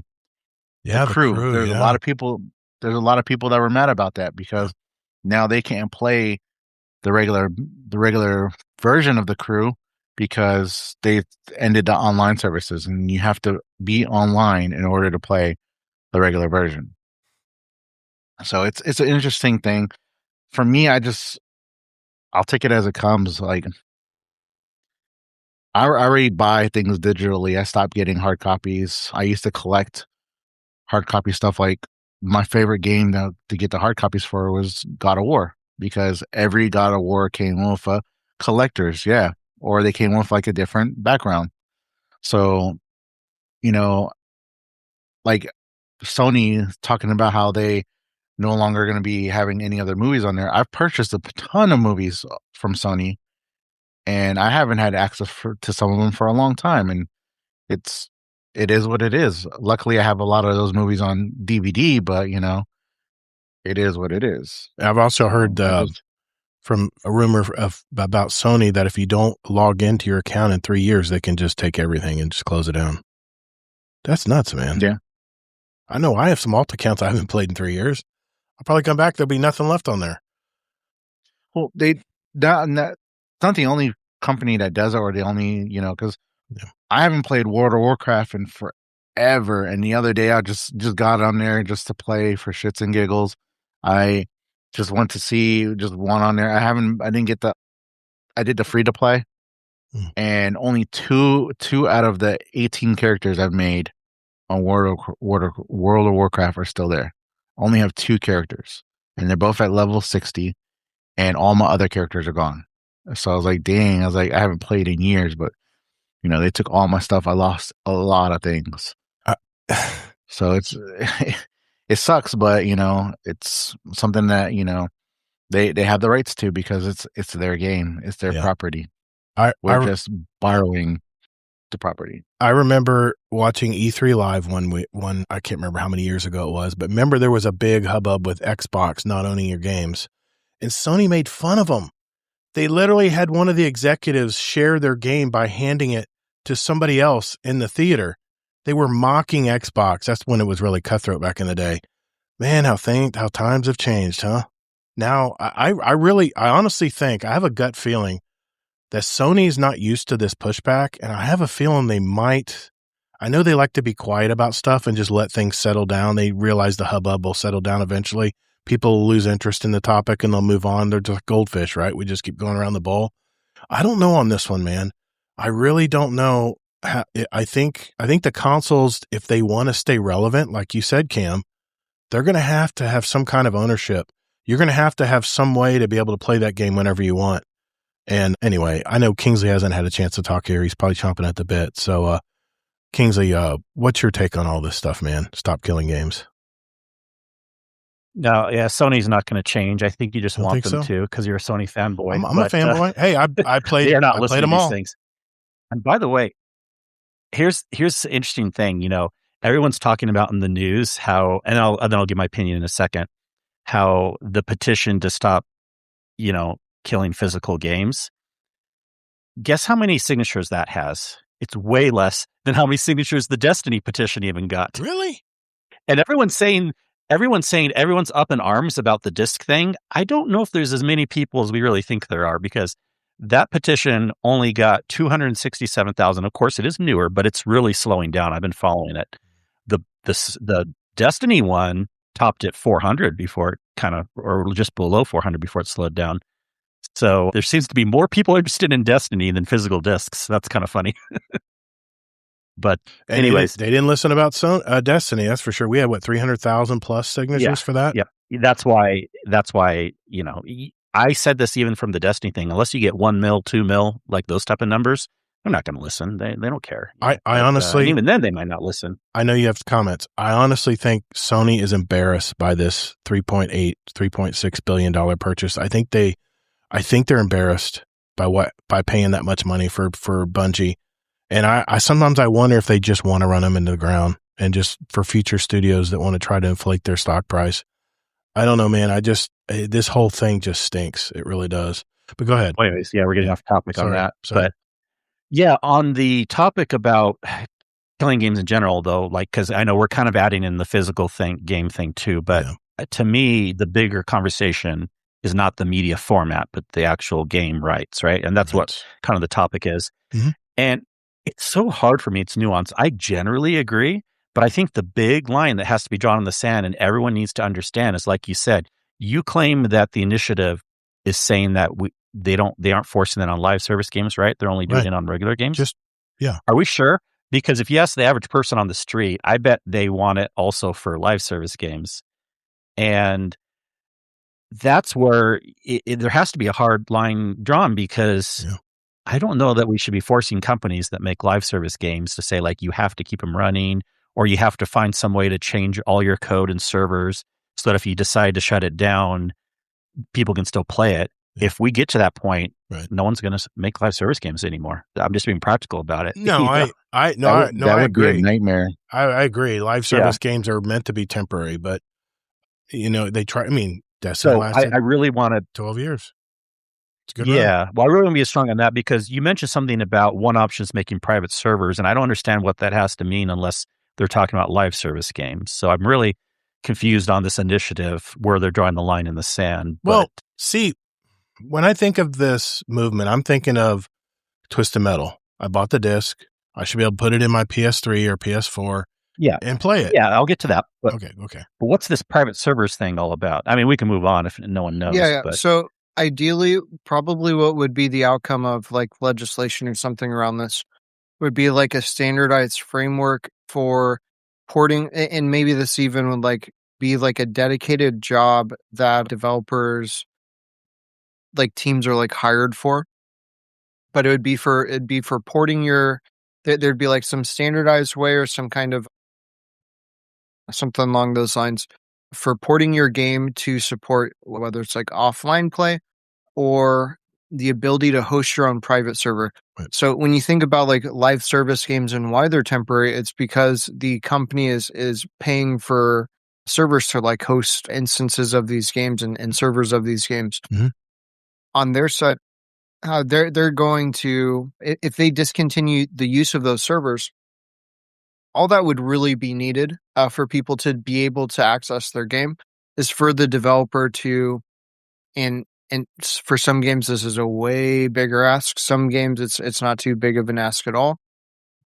But be able in some way, whether it's like hiring a company to kind of like pass along the game and have them like take it to, I don't know, like a compliant like final state, something like that.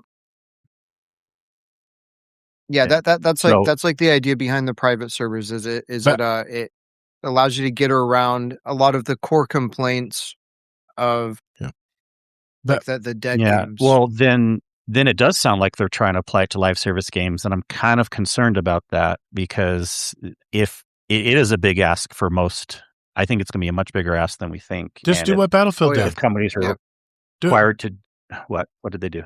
Battlefield rented servers, and you could have your own server. You can set your own parameters, your own rules. This or your kick. I mean, they were making money from these servers for their game that we already paid for. That's not normal live service, though. Okay. That's like Minecraft type stuff. Yeah. Okay. Yeah. Live service is like a good way to handle it. You're making income. They're paying for their servers, and I'm sure they're making something off of that above and beyond. Yeah. Anyway. So that's if they can do that and the game developer agrees to it, sure. Yeah. But if all of a sudden we're forcing every live service game to have that model, I guarantee we're going to see less live service games. So I'm a little concerned there. But the idea, I'm not against the idea. I'm just trying to be practical here. But now let me loop back to all the other games, I think is the main thing, because you even claimed that at least people are not trying to say this for live service games, but I'm skeptical. But anyways, for every other game, yeah, of course I agree. I like what Cam was saying. Just to clarify, I think this is like exclusively for live service games. You think so? No. Yeah, Todd was saying no. They stated it was not. They were not talking about live service games. They were talking about games you paid for. That's the problem. Everyone has different opinions. Like maybe but I'd say a lot of games you probably still have access to because they are not live service. You'd be able to put in a disc, run an executable or something like that. You'd still be able to play like the single player experience of that game. That's what they're wanting. But I think most things support that. It's when live service is in effect and like it's a live service game. That's where like a lot of the issues arise. And so something like World of Warcraft kind of already been solved with, again, like private servers and stuff like that. The game can like never truly die as long as there's like a community behind it. That's the way how it is with a lot of these games that get resurrected or get like fans like support. But it's them like, I don't know, taking it into their own hands. Some games it's not going to be an issue. Some games like Destiny 2, like it'd probably be really cool if like people can keep that game alive in their local communities. Imagine like a Guardian Downcast. Yeah, exactly. Like imagine a Guardian Downcast like server for Destiny 2 or something like that. All Warlocks. That's like a good solution. That's like a good solution to it. Especially if you introduce like, and this is definitely not the case for games like Destiny. It's a lot more the case of some games that you'll see on Steam, where there's this modular aspect and you can add on content, or it's like easily implemented for you to like mod or add mods. Is that something like that gives life to the game forever? And the big thing is you see it with Minecraft, you see it, I guess, with Battlefield. This is like a way for these companies to make money after the fact too. They quit supporting it. I think this is probably like the most elegant solution for something like this. But the bottom line is there has to be a community backing for it. Otherwise, like a lot of those games that are dead on there, they didn't have the like community backing to like keep them alive. So like the Crew, I brought up the Crew. So the Crew is an online service, but it also has a solo player experience too. People own physical copies of that game that could not play the solo version. So they couldn't play the solo mode because the online service was actually turned off. Imagine going. So that's an example of a game that people want to play, but you can't play it because now, since they ended the online services, you can't even play the solo version. It's like if I went to my library and my PS5, let's say it's 5 years from now, and I click on Destiny 2, and then the screen goes black and says, sorry, we're not supporting that anymore. That's basically what they're doing, is these games are not available. Even though you have it installed on your console, you can't get past that gateway to get into your game, because it has to go through a gateway, right? And then loop back to allow your game to be played. They already do that on PlayStation. So if you look at your PlayStation library, because I have like over 300 games on my PlayStation library, at the very bottom, it shows like it's like a circle with a line through it. Those are games that I cannot play or reopen at all. You cannot. I don't see those games yet. I'll need to look at my library. I have a few games that are from like PS3 and PS4. Really? I can't even access them no more. So it is happening where you can't access some of those games. I think that's what they're referring to, Kingsley, is I know Cam's saying live service. It's both. The Crew is like a particularly egregious like case where this happened, and that like ignited a lot of the charge behind the like initial push behind Stop Killing Games. Was a game like The Crew where you can't even play single player. Like that, that's like a particularly egregious version. There's a lot of games like this that were like from early PlayStation 4 releases and stuff like that. What was that game you bought me, Cam, that I can't even play anymore on a disc? Remember you bought me a game a long time ago? It didn't last long. I don't know. I put it in, and the game didn't even work. There's like a few of them. There's like a few of them, yeah. Sorry, we're taking away from Kingsley. Go ahead. Good, man. Yeah, a lot more to say, but I was just wanting to see, this is the problem, is like people don't agree. It's ambiguous. Your article claims, Todd, that it's not going to include live service, but as you can see, other people want it to include live service and think it should. But I could see why you'd be worried there. I could see why you'd be worried. The single player games is a big issue. Like Deadpool said, and this even happens on Steam, you have to have the license to first open the game. So we have bigger issues for single player also. And this is where I at least agree it's a good starting point. Yeah, you buy it, you should be able to have some thing you mentioned, Cam, like some general standard license thing that if you bought it at one point, you can run it even if the game companies turn off their licensing servers or something like that. But it's hard because... Yeah, go ahead. Sorry, just to add, one of the core things too, like it's not easy just like hand it to community, because you're essentially like opening up like the source code for your games in a lot of cases. That's like assets and stuff, that's can be stolen. Proprietary code. It's not even that it can be stolen. A lot of companies and a lot of developers, they just wouldn't want to like open up their source code. So it's not just like, I get that part. It is kind of unfair to developers to also be like, hey, you have like this ticking clock. If you want to like stop paying costs like every single month, in perpetuity, you're going to have to like give away your proprietary code or, issue refunds. But there's like a bunch of things with this. Yeah. So sorry to cut in again. No, that's fine. That's exactly what I was going to get at too, as the next point, because yes, of course, I agree with single-player games. I think we all agree if there's some way they can do that. Live service, it's a much harder question. But ultimately, if we look at this from the other side, and I'm all for users' rights, I'm usually more on that side than company rights. But I'm just trying to be practical here. Yeah. Think of it just even on a simple thing. Like, think about if you're a musician and you're making a song, and all of a sudden they make a law like, you don't get to own your song after if you're not constantly coming out with a new version of it or doing concerts, and someone else can take your song and do whatever they want to it. You know what I mean? Intellectual property is a tricky thing. And I know most people would agree they don't want that to happen with musicians. So like, should we be okay with like the developers have to open their source code to find some way to, make things work and stuff? So it's like, it's tricky. It's really tricky. There's been a few games that have done that. Play a single player game. Yeah. Licensing to play a single player game. I think I 100% agree. Keep those being able to play. Don't take away if you bought the game. But for anything else like live service or things that require servers, I think it should be a little more opt-in versus forced in. Okay. I see that. I think that's probably like a good way to... Yeah, no, I agree. Maybe it should even be like you incentivize developers to pursue like these ways to like close off your game and be able to continue it and like remain compliant, because this is probably not going to go anywhere in terms of like an issue. It's Yeah. only almost certainly going to get bigger and bigger as time goes on. So it's in the company's best interest to like Notify. figure out a That is solution. the carrot versus the stick method. Find some way to make it worth it so that you're right. They're like, oh yeah, we will be making more money in the long run if we allow some way to let people add on afterwards or something like that. Mhm. Yeah. I still like the Yeah, rent a server. I think that's a great idea. But it becomes a nightmare. Like if they do a private server for some of those things and it goes down, who's going to be maintaining it?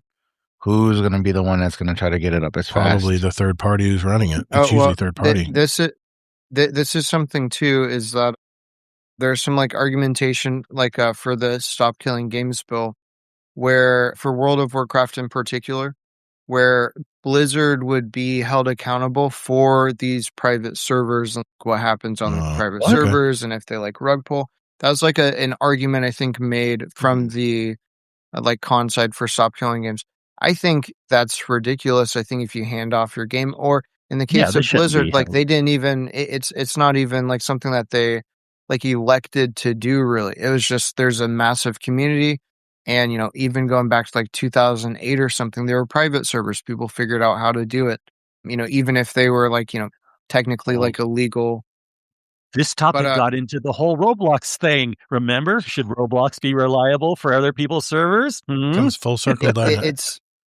And so, I mean, I think that's like I just think there's like no situation where like a private server, which is not being hosted by well, I don't, it gets really complicated. What about like a Minecraft server? You log into Minecraft or whatever. You go on a server browser, you find one, you go on there, and that's the way Battlefield a was. bunch of stuff happens. Yep. Like Minecraft or you know, Mojang or whatever it is responsible for presenting that server and like, you know, probably like showing it to you in the first place. I don't know if that's exactly how like the private servers work for Minecraft. I know that's definitely not how private servers would work for the majority of these games. Probably be like peer-to-peer. They'd use something, again, like Hamachi or I don't know, other tools. Yeah. But if they present it, they're partially responsible at least. But if they're not presenting it, they should never be held responsible. Yeah. Yeah. Yeah.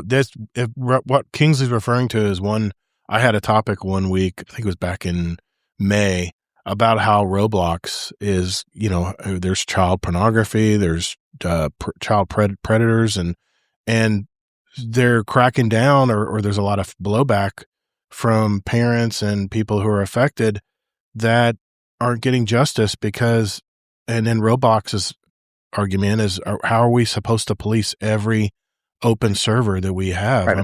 Private server, exactly. No, they don't have them if it's a private server. Yeah. Yeah. Well, I think in a lot of cases with Roblox, they are like presenting that like game in the game browser. So it'll be games. Yeah. It'll be games like 18 plus bathroom role play or something like that. Yeah. Mm-hmm. And it's not like they have age checks. I think for a lot of these, that's probably how it works. I think in that case, Roblox like should be held accountable, or at least like responsible, because again, they're the ones putting this like content, you know, and like presenting it to, you know, minors and everything. But I had the impression that they weren't presenting it. People were making private servers and then still wanting. But yeah, if it's being presented as a directory, there's definitely an issue with predators on Roblox. Whereas games that kids are like, they're going to the game browser, they're scrolling down, they're finding a game, they're going into it, and then there's a bunch of weirdos in there. That's like 100% something that happens very, very frequently, and probably where like most of these like concerns are sourced from. But and then if they have to police the directory, they're just gonna eventually want to shut down the directory if it's too much work. Yeah, that's what I was about to say. That Kingsley, it seems like it would be a lot of work. Roblox is I will not let my kids play Roblox. I don't care. They have to be 18 and older in order to play the game. So, you know, Cam, you gonna let Roblox is you gonna let Elliot play out Roblox? No, not Roblox. Okay. No, anything like Roblox is like Club Penguin, but worse in like a lot of ways. You guys played a lot of that stuff when you were young. Because Club Penguin, you're just like a penguin. You're walking around, and sure, you might run into some weirdos that invite you into their igloo, and throw snowballs at you and follow you around and something like That's that. about all they could do, though. But That's about it. But this is like for Roblox, like the way that a lot of people talk about it, and there's like a whole community for like predator hunting and Roblox and stuff like that. Yeah, is like this is like a very like widespread issue, and it's the core issue is that this stuff is like made accessible to, I don't know, minors or anyone playing the game. Is like they are presented this like bathroom roleplay server or I don't know, stuff like that. So, and also I think you can probably hire like a team of like, I don't know, 15 people from like Malaysia or something like that to go through the servers in Roblox. And on top of that, I think they have like an AI like monitoring like layer on it too. Like you can't curse like through voice chat. They'll like kick you out of games. I'm sure that there's like a lot of efforts that they're like putting into to eliminate that. The issue is with like all this kind of stuff. And I think we got away from the I know we did anyway. I know we did. But what it exemplifies though is it's people always find loopholes, like no matter what is really done on that front. So it's not so cut and dry. It's not so cut and dry. But I think if you took out the live service aspect of it, which is my article stated they were not aiming at or making the companies, it would impact live service games. Is particularly impacting live service games. But we're talking about just having to hit that gateway on a one player game that you bought on the disc. Maybe like one of the laws or like pieces of legislation in particular were not applied to live service games, but the movement as a whole is like live service games in particular are like the issue and like the most like consistent culprits here. But they have a code of conduct now, so everything's going to be fine. To come into better understanding of what a live service game is. It's like you're supposed to know you're renting something. And I don't know. I think on one hand, maybe it's like a little entitled from like the gamers in like a lot of ways, because a lot of these companies and a lot of these businesses probably shutting down their servers because they're like, oh, we just can't do this anymore. And like they're already struggling. Maybe that's the case for a lot of them. No matter what, if something like this goes through, it will increase developer costs. It will like change how games are structured, and there probably will be like less live service games if something like this went into law in like California or something like that and started the trend. Let's start with the physical or the single player games and then go from there. That's how I would approach it. Let's work on the games, the list of dead games that you showed me there. Only 4% of them, the developer is trying to keep them alive. Let's work on those first. And then the live service, I think that's a bag of worms, man. I think that's something we're going to have to work out as we go along. And let's face it, man, the gaming industry is changing so quickly right now. I just don't think live service is very cut and dry right now. I think there's a lot of gray area. So, hey, good conversation though. Thanks. I appreciate that, guys. Let's move on to our final topic tonight, and that is going to be Cam right after this. Hey, this is Beryl Barley, and you're listening to Guardian Down Roundtable. Okay, our last topic of the night is Cam the Jellyman. He is, well, I'll let him explain. Go ahead, Cam. All right, guys, here's what I wrote down in the pre-podcast chat. As I grow older, I find myself gaming less and less. Whereas in the past, my default nighttime and relaxation activity was gaming, I'm having a harder and harder time launching a game.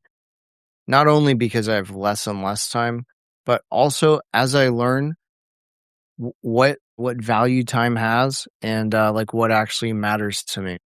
All of us have like major transition points in our lives, whether it's your first serious job, getting a girlfriend, getting married, having a child, getting older, etc. I have written up 4 questions surrounding this general topic.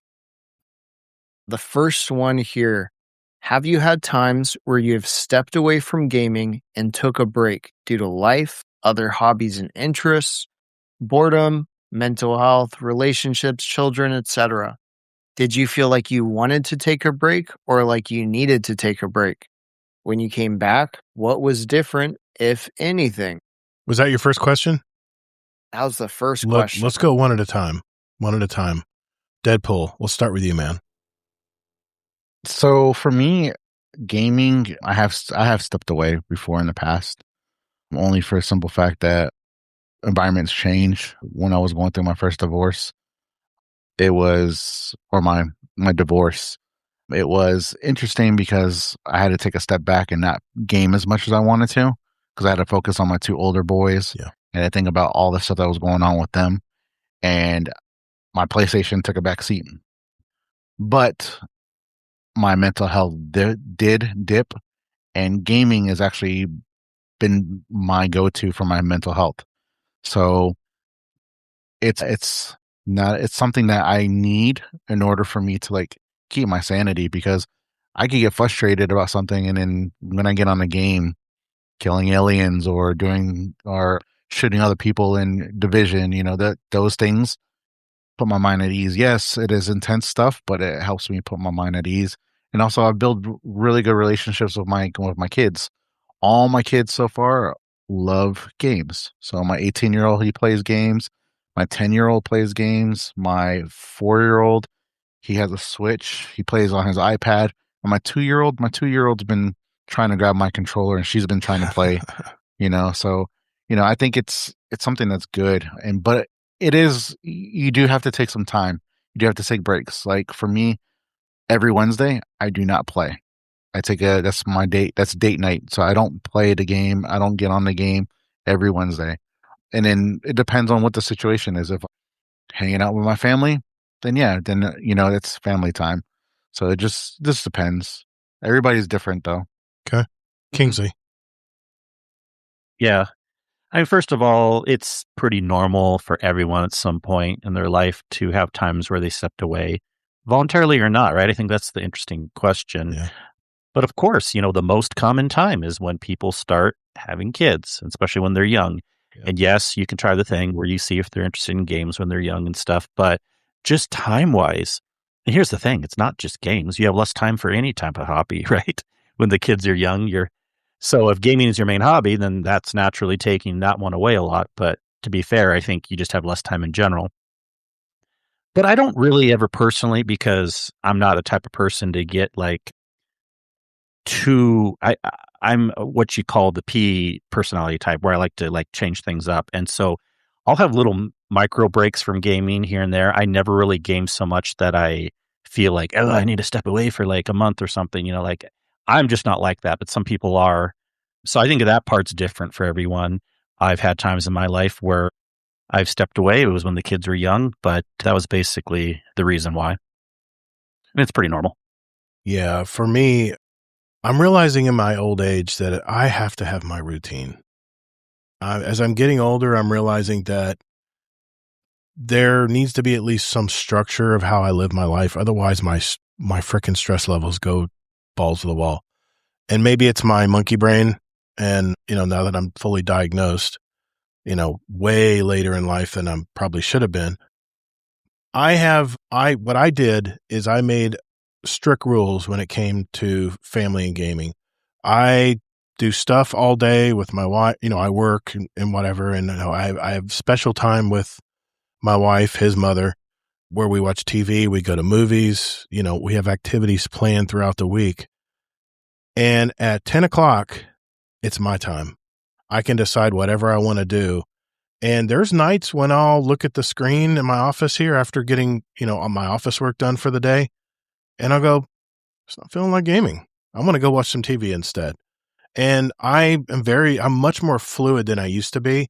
It used to be I would be gaming in the morning, like for 5 hours, and then look at the clock and say, I don't need to work today anyway. That was my gaming addiction back in the day. And there were times when the kids would come in and try to talk to me, and I wouldn't even acknowledge they were here. But, not my proudest moment. But there's been times where I'm just not feeling it. And it used to have a really big hold on me, gaming did, but it's not as strong as it used to be. And that's just life experience, man. It's just where you learn from your mistakes and you learn what to do it. Now, that being said, there are certain games right now where some of that FOMO's kicking in a little bit on Arc Raiders. There we go. It's your first drink of the night, guys, where I'm trying to complete a project. And then there's a countdown clock, 13 days, and then it closes. I'm like, okay. So I'm trying to think here, how much time do I need to put into this every day to get it done without me having to just go, hardcore. So yeah, I mean, to answer the question in a roundabout way, yes, there are times when I'm just not feeling like gaming, but it is a very good stress relief for me because I deal with a lot during the day, whether it's physically or mentally, and just being able to unplug, and whether it's shooting aliens in the face, doing raiding on Saturday night, or whether I'm running and shooting Ark enemies and Ark Raiders or whatever I may be playing, Cyberpunk, whatever. So yeah. What's your answer to the question, Kim? Obviously, when I was younger, I'd play games like way, way, way more. Just like way more. Mhm. And looking back, I think that was probably, it's not like I have like regrets or anything, but if I could like go back, I would probably not make like gaming like my core like coping strategy for like, I don't know, getting frustrated or getting like exhausted or getting like worn down or like my key way to relax. I probably wouldn't want that to be like what is my go-to, which that's what it was for like a really long time. And as time went on, I mean, it wasn't just like playing games. It was also like around like acquiring games and like buying new games and like, oh, there's a Steam sale. Yeah, maybe I'll buy like 12 games or something like that for $3 or however much it is. Wait, your dad does that too, right? Oh yeah, it's like impulse buying. I haven't touched a summer sale. I know they were alerting me to it. It's like it doesn't matter. 90% of the games he has are unplayed for more than like 2 hours. He's right. For sure. He's right. And so for me, like at this stage where I'm at, I'm trying to like figure out like how do I kind of escape like these patterns that I've set like really early in life, and like what can I get like for myself like by like trading like, I don't know, X for Y, for example. So like we're like normally, I don't know, it's like 10 p.m. 11 p.m. I'm just gonna play games, and maybe I'll play until like 1:30 or 2 a.m. and then that eats into my next day. Pretty much like no matter what, even if I get like 8 hours of sleep, I'm still like starting the day late, probably at that point, almost certainly. But what did I really get from that time spent playing? Like really, like for me, like the relaxation comes more so from like the dissociation and just like being able to be absorbed in a game. And maybe it's the same thing for reading for some people. I'm just like being able to go to like a different world or something like that. For me in particular, I've found like I just like I want to get away from like the screens all the time. Like I'm kind of just like I have to be at my desk for work. I'm just finding like as I go on later and later in life, and I brought this up in the fourth question, to have like this digital fatigue. And like maybe I'll play like a mindless game for like an hour or so. But I have a really hard time at this stage, like biting into a game like Crimson Desert or something. I could tell that was like a really good game right off the bat. It's like I can't give this game the time that I know that it would want from me. Why don't you lead? So, yeah. Why don't you lead into your second question then? So the second question is, how do you view gaming as an overall time expenditure? Do you have other things that you do to relax that you enjoy more than gaming? How do you personally know when you want to play a game versus work on a project versus relax in other ways? Does gaming get in the way of you doing things that you enjoy more just because it's the most accessible option? It's a good question. Deadpool, what do you think? For me, I have other things that I do. So like my time is split up with a lot of things. So of course I work. I'm in a car club. So on the weekends I go out into club events and stuff like that.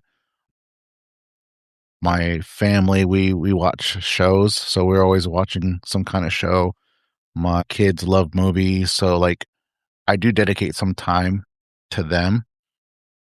Most of the time when I'm playing a game is when I'm here home alone, or when it's after work. So, like in my girl, she's got into Destiny. She's got on her PC, she downloaded Destiny, and we've been going back and forth playing a little here and there, so that way she can, she used to game. She took a huge break because of college, and now she's like slowly getting back into it. She's not hardcore like she was, but she's getting into it now, even though, Destiny's at this end, but that's something that we can do together. But we are always going to car meets. We're always finding things to do.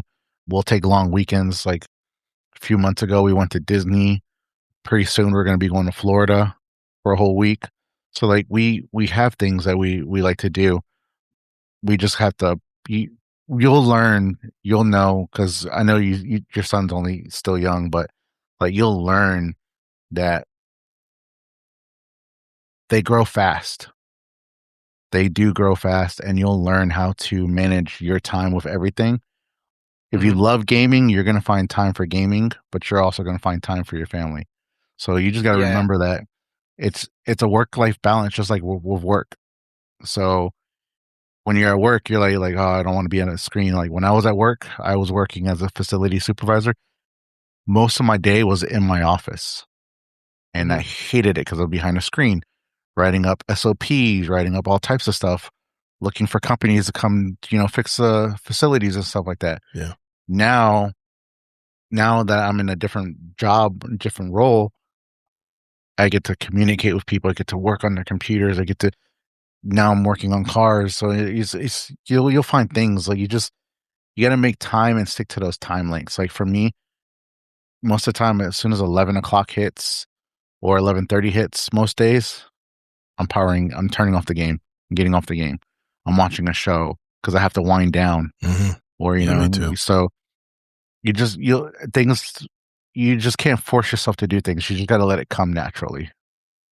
For my opinion. So, what do you think, Kingsley?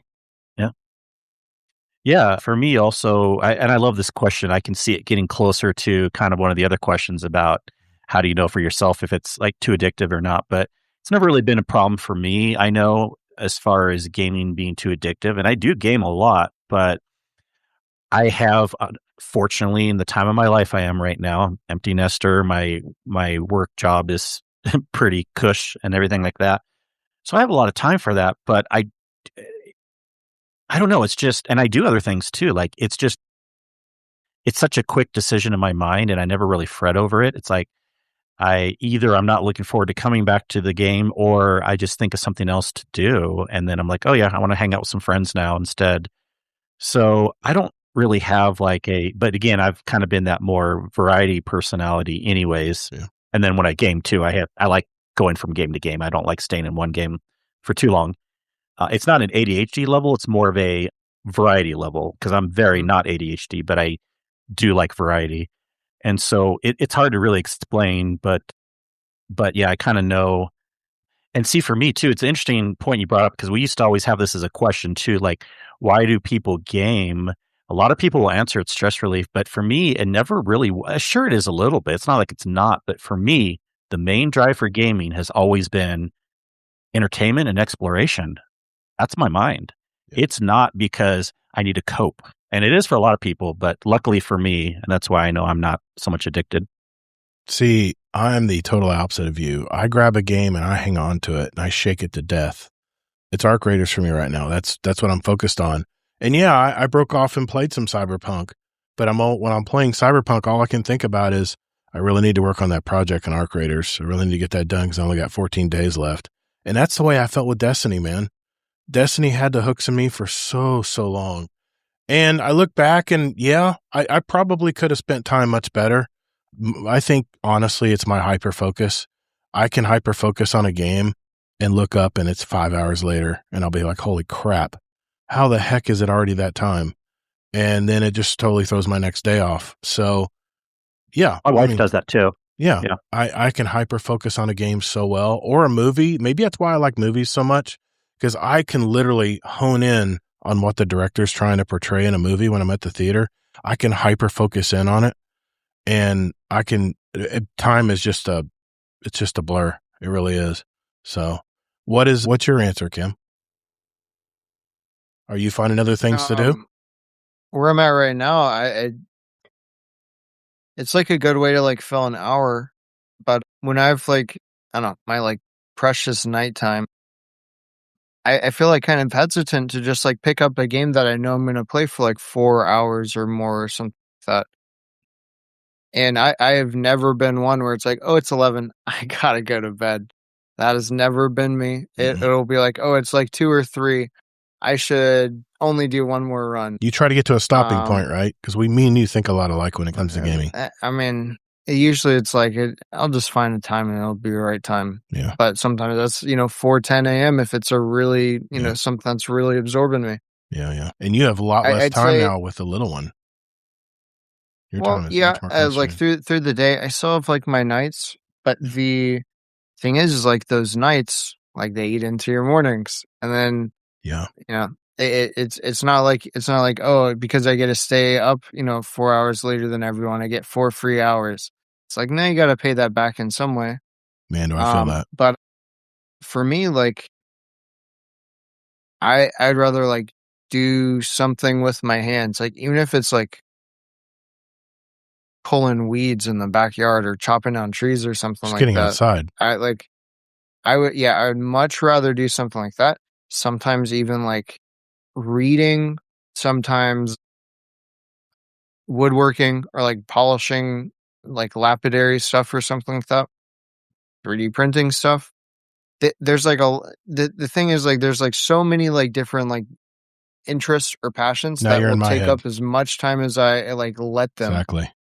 The problem that I have is the friction that it takes to get started with those other activities that I know that I enjoy more and are more like fulfilling and like satisfying for me. So, for example, if something has more friction than the other thing, probably not going to opt for it, especially like if I'm tired, especially if I have all this other stuff. So for me, like gaming, I have a Steam Deck that I have like a nice little pillow that it hooks onto, and I just put it right on my belly and I can play in bed. And then I have my computer here, which I'm pretty much at like all day. It's very, very accessible. Even as something like reading, just like opening the first page, I'm like, I don't know, it's kind of easier just like pick up Steam Deck, turn it on. And obviously it's like it's gonna give you like some more dopamine or something. I think that's an ADHD thing too, about getting started on stuff. So I'll tell you something, Cam, right? So the reason why I game is because I have PTSD and it helps with my PTSD. But I remember when I was younger and when I was in college, when I was at stay at home. So this is with my ex-wife. I would be at home. She was in the Army. I had got out of the Marine Corps. She was in the Army, and I was doing school, but I was doing online schooling. But I would game all day long. Took maybe an hour and a half for school. Did what I needed to do for school. Get back on the game, play with my friends. We were playing Final Fantasy all day long. And then my son would get home from school. I would be playing on the game while he's doing homework next to me, like do your homework, I'll be helping him and playing. And it became an addiction for me because there was times where I was going to bed at 5 o'clock in the morning and then waking back up at like 7 o'clock just so that way I could take my son to school. And then we had my second son, and I would sit there playing the game with the bottle right here under my chin, feeding him while still playing the game. So at that point, it was a huge addiction. But when me and her got divorced, that break opened my eyes because I started realizing I wasn't really paying too much mind to my kids as much as I should be. And, my marriage with her was already dead. But, I've realized that, I wasn't putting too much effort into my kids and wasn't spending that much time with them. And that's when I took that step back and I just let the PlayStation just sit there I actually stopped gaming for almost 3.5 years. And it was like that aha moment for me where I was like, I need to start doing other things. I need to do things with the kids. I need to do, but it was an addiction for me at one point. It was. Yeah. But now it's a hobby now. Like I love gaming, but I don't have to there's nights where I'm like, I'm not gonna get on the game, you know. But that's by choice because I want to spend time with family. So yeah, that's like where I think the line in the sand is drawn, like for something like being an addiction and like problematic versus not. Is like, can you just like go without it for like a day or two in like a row, or does it like just mess up like your entire day? Are you like? I'm sure like my dad has probably been like this a few times. Where like I had a problem. I don't know. We're staying out late or something like that. I'd be thinking about I need to get home. He can't play a game, and then he's getting all frustrated and stuff because of it. You know, he's just like he's fiending. He's that's just how he rolls. So Scarlet Shadow on Twitch chat said, "Get into fishing, man. It's hella cheap and it provides dinner for the fam." Believe me, that day's coming. I cannot wait to take my grandson fishing. Lots of places around here I can take him to, but I don't have a boat anymore. So it might be a little tougher to get into some of these lakes, but there's places you can go. But I'm waiting for that because I can't wait to teach him how to fish. It's going to be so much fun. My grandpa taught me how to fish. I think that's going to be a great outlet too. But let's fast track these last two one, Cam, and let's make sure we get those answered for you. Sure. How important is it to have outlets other than gaming? Does it matter, especially if you feel like it doesn't impact your life negatively? Gaming, that is. How do you define the criteria that separates a gaming hobby versus a gaming addiction? Kind of just touched on this before. Yeah, we kind of talked about it. Yeah, but I think it's like when you can like notice it's like causing issues, and sometimes it's insidious, like you're saying, Deadpool, where like after that transition point came and you reflected on it, then you're like, oh, okay, like maybe I wasn't spending my time like how I should have been. I think there's like that insidious aspect where like a lot of the times it's like something that we don't really perceive until like the filters come off and like you have to like re-examine it. That's how it is for me. Yeah. I love the examples, and I really love kind of it's a definition. It's one of the better ones. There's many aspects of, gosh, in a different life I would have been a psychologist, but as far as what a gaming addiction is, but that's a very good intro definition of like, can you go without a couple days not being frustrated, not being constantly thinking about it? I mean, you can think about it a little bit, but like, is it adding stress to your life when you're not actively doing it? It's like the ability to like release the desire for it. Mm-hmm. I think that's probably like the best way to put it. Yeah. And it sounds like we've had some really personal and interesting examples of what that can look like. I do want to give one quick counterexample though, because I have seen people in the opposite situation. I'm not trying to defend like gaming, but like I've seen situations where truly people did not have an addiction and their spouse or loved one think they did just because they don't appreciate gaming. I know two very specific people, and they ended up getting into probably for other reasons too. And then their next loved one, their next spouse, and they even went to counseling afterwards. They're like, no, you didn't actually have an addiction to gaming. Your spouse just didn't like it and claimed you had an addiction. So it can go too far the other way too. But I think, if you're playing every single day and thinking like, I can't do anything to stop, then, if you're not sure, go to a counselor, ask other loved ones or stuff. But hopefully we can be introspective ourselves, which is part of this great discussion tonight. So we can kind of start deciding on our own, oh, maybe I'm getting a little too addicted. Yeah. Yeah, for me, I'm trying to remember when my gaming addiction was. I didn't go to a specialist. I didn't get help. My wife kind of gave me a pretty much a wide awakening. Plus, my kids were giving me feedback that I wasn't talking to them when they came into the office and a lot of things. And I didn't realize. I think I just had a come to Jesus meeting with my wife one night, and we were both in tears. She was upset because all my time was going to gaming and work, and I wasn't spending time with her and the kids and stuff. And for me, I didn't know how to fix it. So it was just tough. It was just tough how to figure it out, but we found our way. And, like I said, gaming addiction almost ended my marriage. And I think there's probably a lot of divorces out there, not talking about anybody here, but there's probably a lot of divorces out there where one person got so addicted to something that the other person felt like there wasn't any room in their life for them. And I can kind of see that. So I think that's probably the case with like a lot of addictions. They just take up a lot of space, and they take up the space that should be occupied by things that like truly like matter and like, you know, pour back into that person.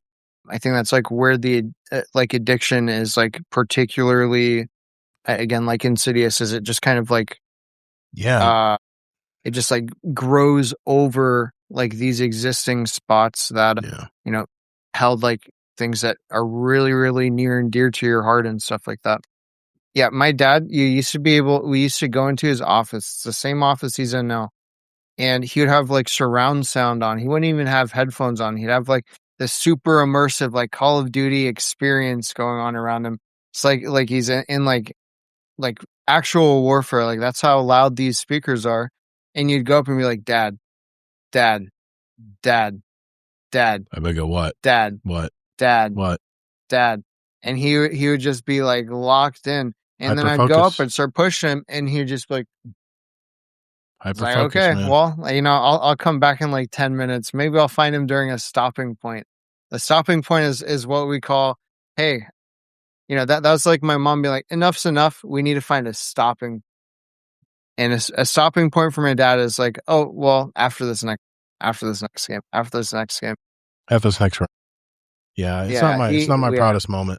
And you know what's funny is I talked about that many years ago when the podcast was first coming out, and I had people reach out to me and say, "Man, I'm so glad you talked about that, because I was heading right down that same path." And I'd like to say that I've helped marriages, you know, don't do what I did.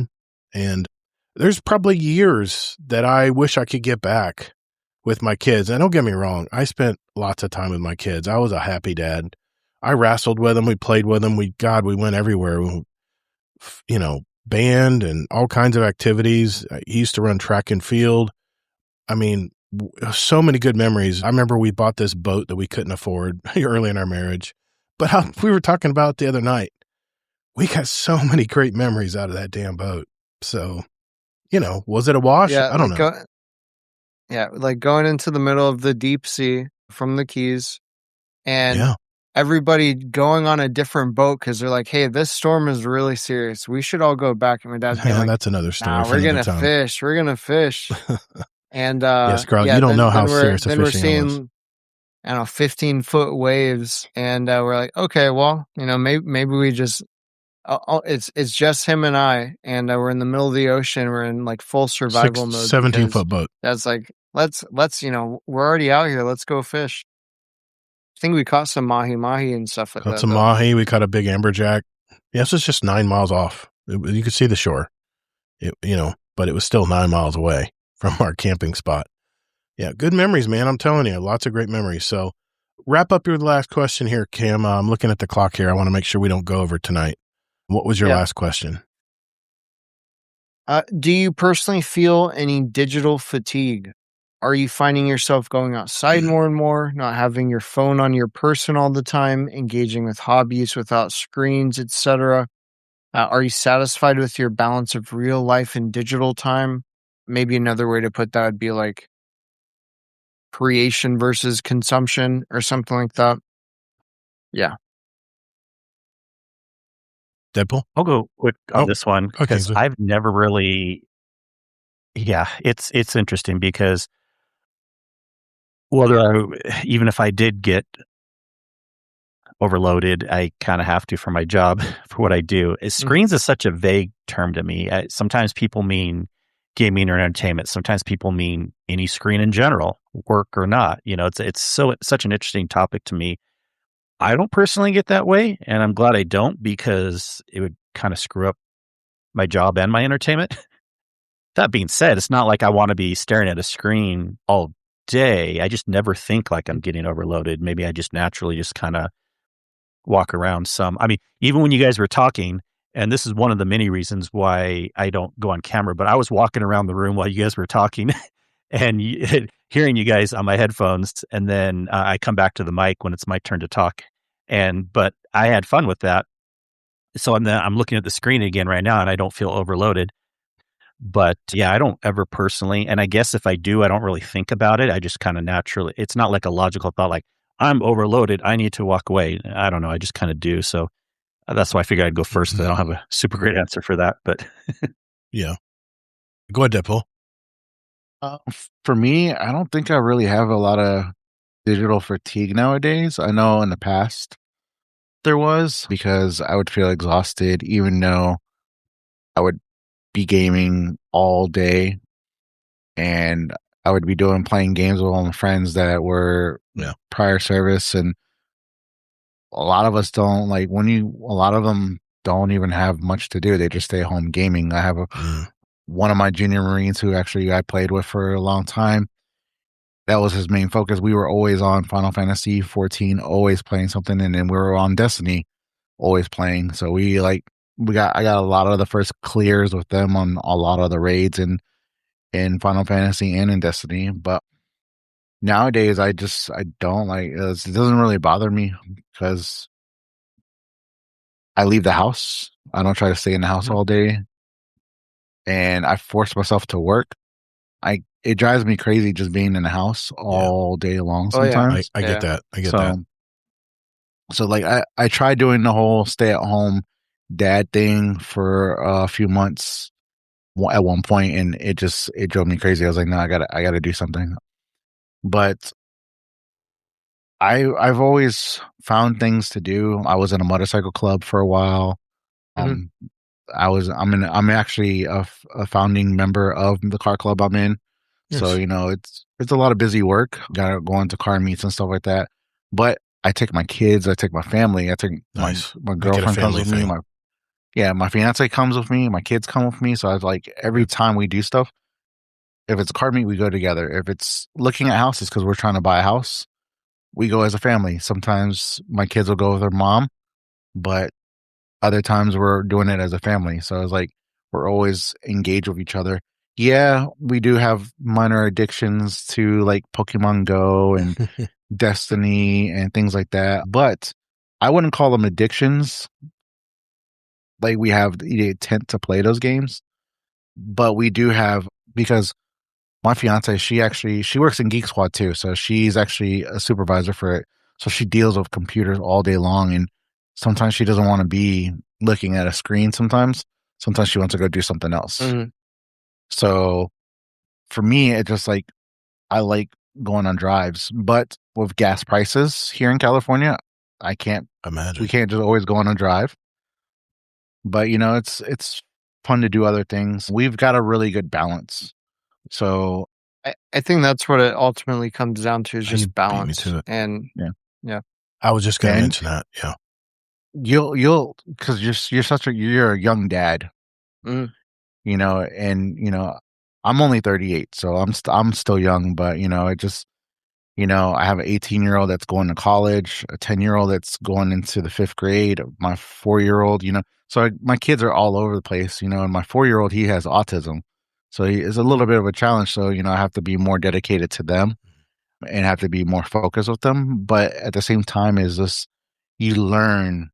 Life is, if there was a manual for life, we would all be living the best life. Life is going to have its ups and downs. Life is not perfect. We have to learn from our mistakes, and we have to learn through everything that we do. So gaming is one of my hobbies, but there's digital fatigue here and there. And the only digital fatigue is when it came for me was being in the office all day long.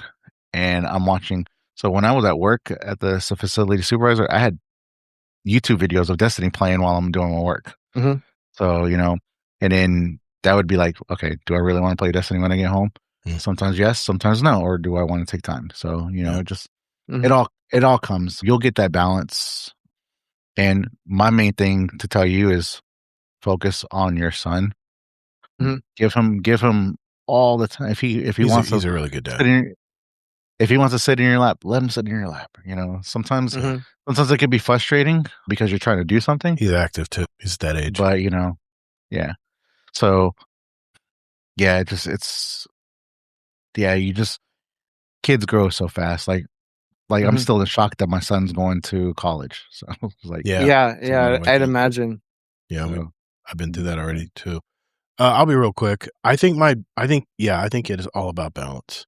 I think I have pretty good balance in my life digitally. I remember when I was doing YouTube vids a long time ago when I was first getting partnered with YouTube with my Todd the Gator channel, I was doing video editing, and that's digital fatigue. And if it's like a Saturday and I'm just going to be a lazy day and I'm just going to play video games all day and just not worry about things. It's going to be my unplugged day, which I think everybody needs one of those days.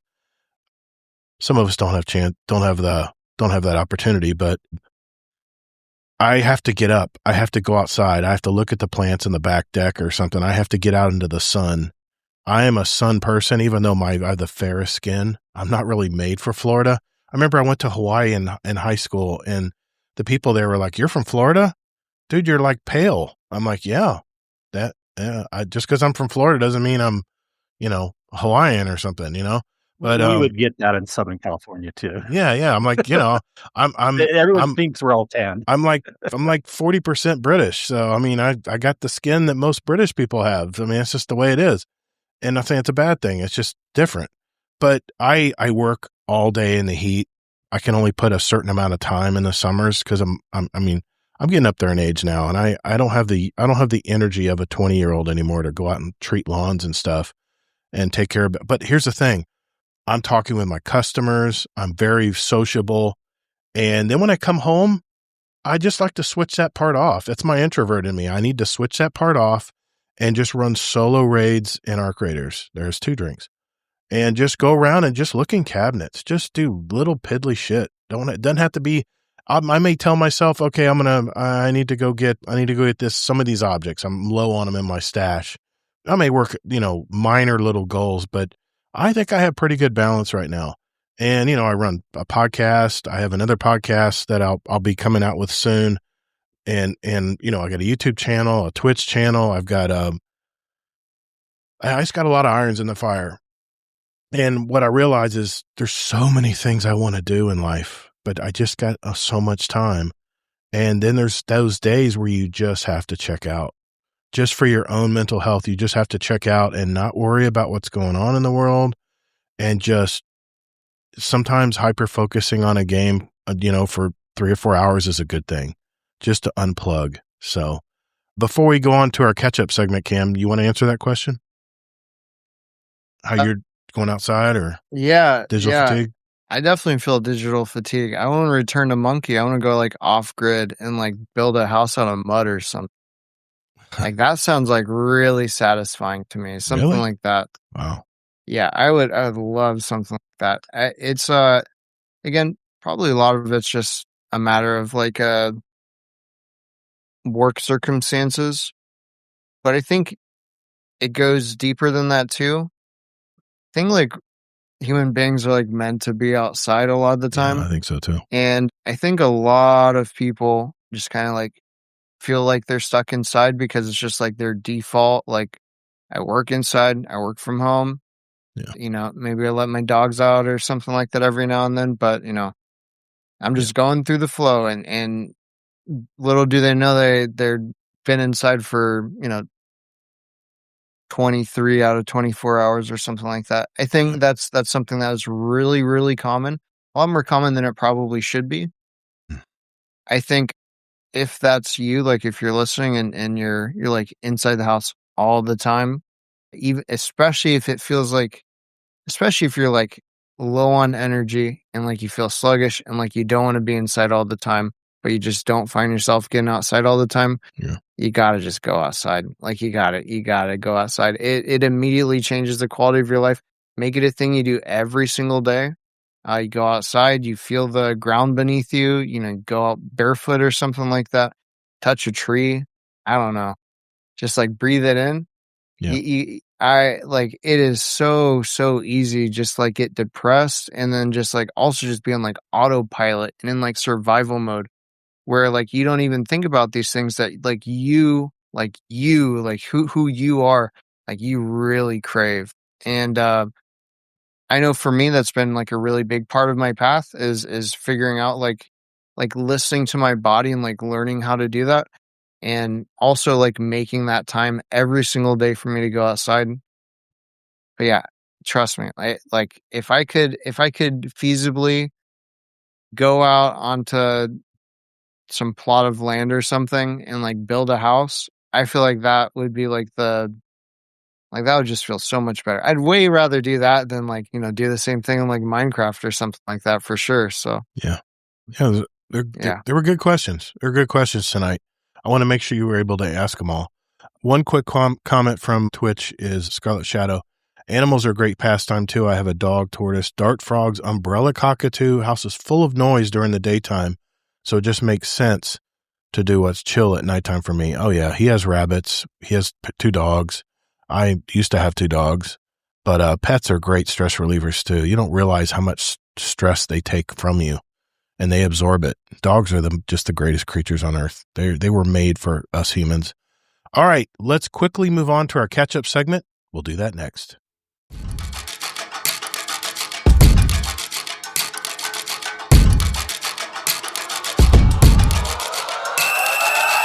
Hi, this is Fluffy Fingers MD from Potato Thumbs Podcast, the podcast that you never knew existed. I am here to tell you that you are listening to Guardian Down, the squarest coffee table around.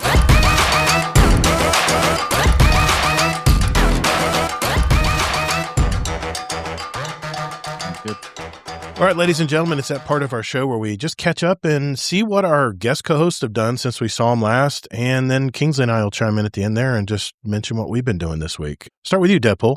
Since we saw you last, man, what have you been up to? What's going on in your life, man? So a lot's changed. So I'm actually back at Geek Squad.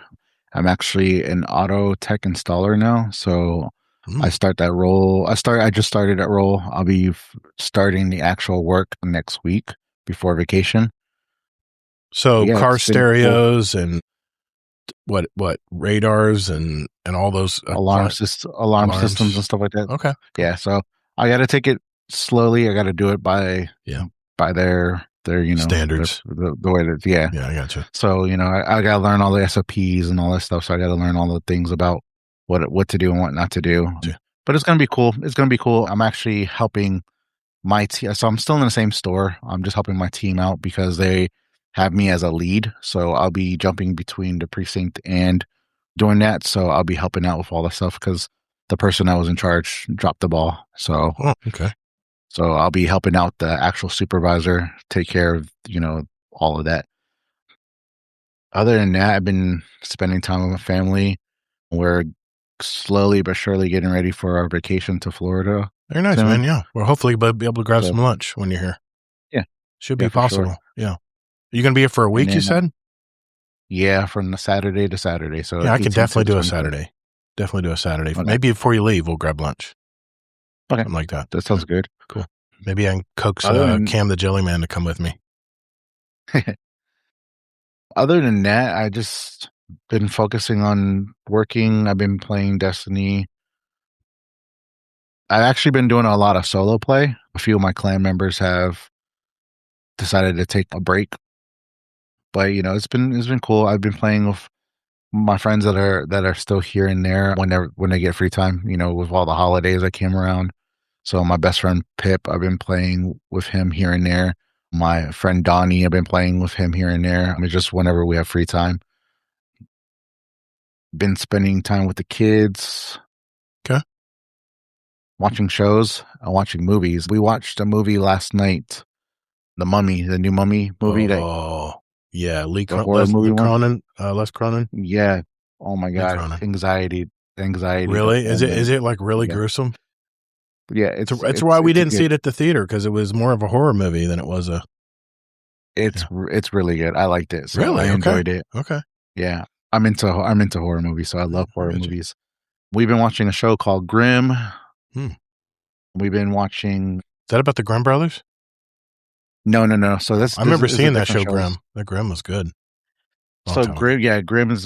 Grimm's a really good show. Okay. It's about supernatural stuff. Okay. It's different than what I'm thinking. Yeah. Gotcha. And then, just haven't really been doing much with the car club lately because everybody is like It's hot. busy this year. It's hot too. This year's a little bit different. We lost like 2 members, but Oh wow. we're actually trying to get more members. But we're a small car club. We're not Yeah. too big. I used to do the car And- clubs, and the summers were always slow because it was just so miserably humid and hot out, even at night. I mean, it's going to be 81 at 1 a.m. tonight, just so you having something to go by here. 100, like It's 80% humidity. It's still 80 degrees over here in It's California right crazy. Well, you're 3 hours behind me, but yeah, I get it. 80 here in Utah too. You're 2 hours behind me. 86 right now. Okay. All right, now I got to look. It is 82 right now. It's almost midnight. Yeah, I mean, I used to do the car with my vet. I used to take it to car shows, and the spring was so great because the nights were so cool. You had the breezes and stuff. But Yeah. it's 80 in But North yeah. Carolina. Holy crap, man. Okay, you win. You win, Zombie. He's in North Carolina. He's in my time zone. So, man, that's good, man. You're Yeah. spending time with your family. I mean, the job change. Believe me, man, working for the public school system, I know all too well about budgets. My wife, she has to sit down with all of the staff and all the admin, and they have to figure out how to pay everybody for the year because they only get a fixed amount of money, and it's based on the number of students that enroll. It's just not fair, man. And they don't get enough money. It's pathetic. I mean, that's why teachers have to buy their own supplies for their students and kids because, in their classrooms, because there's no money allotted for them to do it. So they need to keep cutting the budgets. Anyway, that's another issue. Cam, Yeah. fill us in, man. What have you been doing since we saw you a long time ago? A lot of Say, changes. Deadpool. This sounds like that job position's like a really good fit, especially like given the car club and everything, compared to like what you would like normally expect for like Geek Club. It seems like a kind of position you're like uniquely suited for. So I think that's good to hear. Yeah, I was excited when they told me about the position, and I was like, "Yeah, I'll do it." I jumped right on it. Yeah, It's your passion, too. But work's been going well. Elliot just turned 2. We went to Colorado for vacation. That was really great. And you took him with you. How did he do on the Yeah, plane ride? He do okay? He handled it pretty well. I mean, he had a few tantrums. He probably couldn't understand what was going on. Longest one's like maybe 30, 40 minutes. It kind of sucked, but he was good to go after just spending some time in the back for a little bit. And yeah, I've been doing like a lot more like internal stuff, a lot more like breath work, a lot more like That's good. journaling, stuff like that. Okay. I'm What's it like being a married? Because you weren't married when I talked to you last. What's it like to be a married person? pretty sure I with was kids? married last time. I think Stern was pregnant last time. Well, I meant your original interview when we first interviewed you back 2022. Oh yeah. Yeah. What's it like to be a married guy and a dad now? Starting to feel it? Being a married guy and a dad is just awesome. I love every single moment of every single day. All right, I get to rest. All right. I get to, it's a privilege to cook, multiple times a week. I love to do it. I'm building skills. I'm putting in so much love. I feel the into food. sarcasm. Okay, I get it. I get it. It's not sarcasm. It's guys to sarcasm, but really, and this is what you need to know about like, my generation is we loop it back in around. So this is meta irony. It seems like I'm being ironic, but I'm really being like genuine. I have no idea what you just said. So when you're dead faced, you're not being genuine. It It depends. I saw the It dead depends. face. It I can saw be that. I meta. heard it. It can be, it's meta irony whenever I say He's being sarcastic, but it's actually true because I do know that he does all that stuff. So yeah. I would say, I watched Avatar: The Last Airbender back again. I watched that when it was like originally coming out when I was a kid, and we watched it with our son. Elliot loves that show. And he really, really loved it. But it was really cool because I got to kind of like relive a show that I was watching when I was a kid, and like watching like as it came out. And there's like a lot of like esoteric stuff like kind of hidden in that. There's a lot of like Eastern philosophy hidden in. It's not even necessarily like hidden. Like they talk about chakras and stuff like that, but It's like a particularly like deep show for what it is, and I think that's probably like why it's like timeless and one of the like best like animes or something when people like think back to like their childhood animes or shows or whatever. Different generation with Scooby-Doo for me. Funny, you're talking about animation. My daughter, my 2-year-old daughter, she loves Dragon Ball. I can put on Dragon Ball. She just sits there and watches it. I mean, it's good stuff. So like, only other thing would be like, I've done a lot of yard work, so I'm feeling good about that. Feeling good about keeping up with the yard work. That's a few weeks ago. I was literally a slave for this man. You know how hard I was shoveling sand into a wheelbarrow. Your wife was an animal. Laying down she was rocks a powerhouse. And tamping down dirt. She was working loops around you in the wheelbarrow department. No. You guys don't understand the efficiency of the transfer shovel. Okay. It might look like it's slower, but I'm being way more efficient. Okay. And yeah, I mean, 2 different methods. That was something new that happened. We built a pool, above ground pool. Yeah, it's pretty nice. That was cool. It's pretty nice.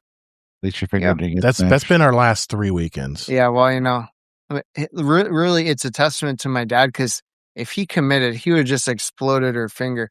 He had like, you know, the intuition just pull back at the very last second. I couldn't stop it though. Only broke her finger. Just cracked her index finger. That's all. Imagine how gruesome it could have been. I mean, look at the muscles on this guy. I would have destroyed that hand with a 5-pound sledge on the 2x4. It wouldn't even be a question. It'd be bye-bye finger forever. All right. All right. Carry on.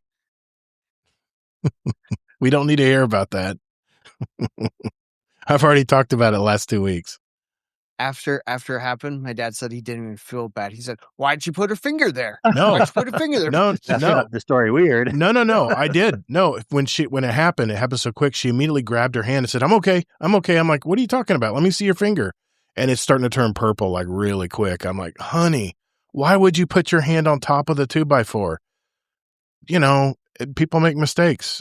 We've all done dumb stuff." And at first I think I was in shock more than she was, but yeah, it happened, and you know, lesson learned, we're moving on. So she's in a, what do you call it? Like a hard intensive care unit. Dad's a level 2 finger smasher now. He's in a better place now. I ranked up. Wait until the next. I ranked up. Anything else you want to mention? Oh man, I'm looking at the clock here. We gotta. For me. Yeah, actually, there's one more thing. Oh Lord. Guys, it's time. We're seeing a global movement. It's time to start taking control of your own life and acting with intention. Stop letting algorithms control your day to day, because it's just so easy to do. You've built that algorithm brick by brick. You can also make it work for you brick by brick. You know, like the stuff that is filling to your soul and makes you feel good. Maybe this podcast. Go ahead and like this podcast. I see. Subscribe and everything as well. I see. But I would say it's really important that you don't let big tech companies control your mind and circumvent, like, you know, everything else, like who you truly are, like your soul deep down. Don't let your mind control your life. Really just like look within, see what you love, see what makes you feel happy, see what, you know, has a positive impact on the people around you. Go down that path. Don't let your brain turn to mush, because they want it to turn to mush. Don't let yourself fall into these pits of these vices. Gambling is everywhere. I've been down that path. Don't let that happen. Pull yourself out from this like haze that people get into. Take control of your life. Every single person can do it. It all just starts with you choosing to act with intention. Control your life. That's all. That's actually good advice. All right, Kingsley, follow that up. There you go. What were we saying? I'm in a haze over here. A bunch of smoke in my room. It's time to lock in. But yeah, I'll go short. We're already running long. I did want to give some follow-up on the new season of Diablo. I'm enjoying it. They have a really funny story if you can run it. It's one of the most hilarious stories of like this lady who's like going crazy. And you don't get to the second part of the seasonal story unless you get to Torment level 1, which is pretty easy to do. Okay. But I just challenge everyone who is a Diablo fan to check out the seasonal story on that. And I've been having really fun with Rogue this season. I've never run Rogue before because, I don't know, in Diablo, I try a new character each time just to get a different experience. Yeah. And I should have known this, but Rogue, you get the extra sight of seeing everything on the map. Like you can see where you were saying all the enemies are. They put little dots and loot. It's like you have like a true sight ability to kind of... That's pretty cool. You get enhanced radar, basically. But not only that, but it's just a fun build being a rogue this time. When you know, Todd, usually I'm more like the warlock or the magical character or something like that. I don't know how I decided to become that. A druid, but I guess I became a druid. Well, that druid's cool. I've done it. I like working with animals, I guess. I don't know. Druid's a good Diablo class. Yeah. I mean, I personally think they all are. I mean, that's why I'm kind of trying to... It took me I haven't 30 really minutes. been sad about one. It took me 30 minutes to decide which one I wanted. There's so many. It's crazy. Yeah, you just got to pull the trigger and I did. play the game. I finally said... It's pretty easy. I saw Necromancer. I liked it. I like Warlock, but I thought the Warlock traits were a little weak. So I was like, okay. And I'm probably not even understanding half of this. I think you read that the Warlock traits were weak. I think you didn't know what traits were. I sat there and read everything. Druid's strong, Druid's in the meta or that's the problem. Like that. Reading it, you won't even understand until you start playing That's the game. thing. I just had to go. I just read it. Yeah. Well, anyways, yeah. But I think you can have fun with any character in that game. But anyways, been having fun with that. And, of course, I still raid in Destiny about once a week or so. I don't know if there's anything too notable about this last week, but I did just start this morning because it came out. Well, I didn't do it this morning, but I knew about the release time of today, which us who have been fans of this game, it got resynced released today with not just a lame remaster, but a full redo of the engine and the graphics and everything. Assassin's Creed Black Flag Resynced is out today. I was curious how you hopped thought in about it that. a little bit this afternoon. Oh, it's amazing. The graphics are so much better. Really? Than wife has played it recently, so I kind of remember seeing those graphics. I even replayed it a couple years ago on my PlayStation, but it's just nice to have the updated graphics and updated controls. It feels a lot more smooth. It's not like back then. If you play it again today, you can tell it was an older game because like the movement was just a little delayed, a little slower, things like that. And they added some new quests into it. I haven't gotten to that yet. More building out of the ships and things like that. So I'm going to be really excited hopping into the game. But how I usually play single player games is I'll hop in it here and there. But right now, most of the rest of my time is kind of between Diablo, Cyberpunk, and a little bit of Destiny right now. Doing plenty of other things. IRL also next week. I'm going to a Real Salt Lake soccer game with some friends. Looking forward to that. Great stadium they have in Salt Lake. I'm telling you, in person, soccer is my favorite thing to watch. Wow. It's the energy is just so fun. Mm-hmm. Just, sit in the stadium, get a couple beers, and just have a lot of fun. I don't even, really know what's going on because obviously they're not making goals often or anything like that, but just still the energy is just fun. You have people chanting and more energetic than any other sports game I've been to. Wow. So. Yeah, the only thing like maybe beyond that would be like live at like a UFC fight or something like that. Soccer fans bring a lot of energy. Like it really makes a difference. Yeah. And I don't enjoy sports enough to watch on TV, but in person I'll go to events. So other than that, I'll just pass it over to you, Todd. Yeah, I'll be brief. No movies this week. My wife is out of town with friends at the beach for the week, but we have some really good movies coming up in July, so I'll be talking about that soon enough. I've been playing Arc Raiders, of course. What I did is I made an alt character, and it's not a dummy character where I'm just swapping blueprints. I guess that's what people do. I actually decided to level them up, not fully, but I decided to do an expedition with this alt account because I just want to see if it's worth the squeeze, because you're resetting. You're resetting everything. This is my first expedition, and I figured let's do it on this alt account first because my other account has everything. I don't really want to give up all that and have to go chase it again. But I want to see what it feels like to do an expedition, see if the rewards are worth it. So I did play some Iron Banner with my buddy Warcry on Tuesday at Reset, and I've heard all these rumors about Jade Rabbit being overpowered, but I was using my Mida multi-tool, my little scout rifle. I was doing just fine. We had good matches overall. I thought I had a good time that night. I mean, we didn't have too many blowout matches. I thought they were pretty evenly balanced out on both sides, actually. Sometimes we play a couple of the same teams, and it was a good battle. It was just a fun old down-to-the-wire battle of who won. I've been watching Euphoria. What a crazy-ass show, man. The more you watch Euphoria, the more you understand each of these characters and how damaged and how broken they are. And then you kind of wonder, how are these people going to become sustainable adults in real life? But I'm almost done with season 1, so apparently there's 3 seasons. But I'm going to continue watching that on my extra time. It's usually my wind down show. I usually do, a game until about 1, and then from 1 to 2, I'm watching a show to wind down, kind of like what you were talking about, Deadpool. But that's my show of choice right now.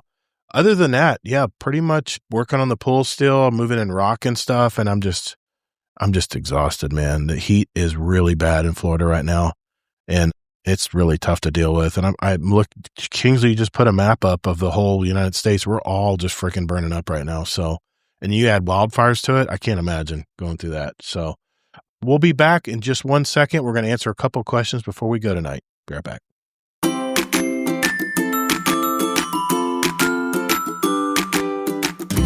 Hey, Gator.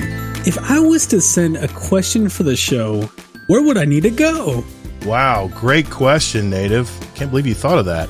You can send us a question for the show in our Discord at discord.gg/Guardian Downcast and enter it in our podcast questions channel.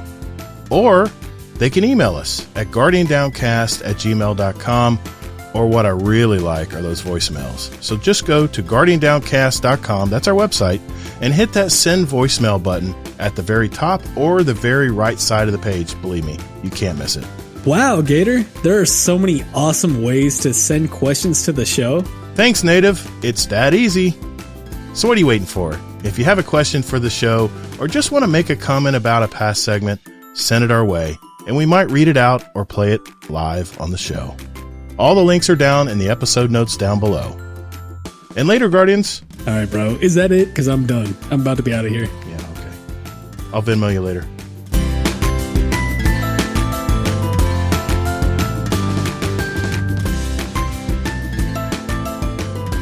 All right, boys and girls, it's that time of our show where we answer your questions to us. And by the way, guardiandowncast.com. If you want to send us an email or a voicemail, or just go to our Discord, discord.gg/Guardian Down Roundtable, and go to our podcast questions channel. And there's Destiny questions and non-Destiny questions. And we're going to actually start with a non-Destiny question tonight. This is from Blaze of Glory.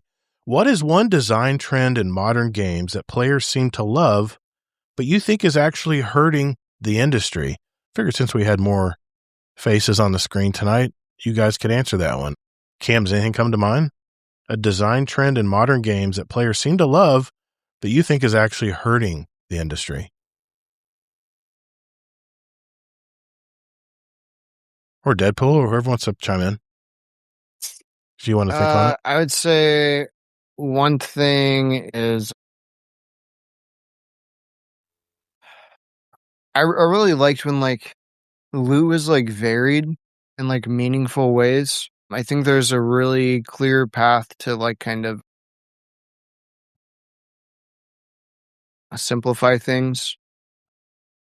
I don't know. I really liked I don't know, World of Warcraft or something like that, where you're like chasing after like a particular piece of gear, low drop rate, and it's like there's some special effects or something that make it like defining for your class or your build or something like that.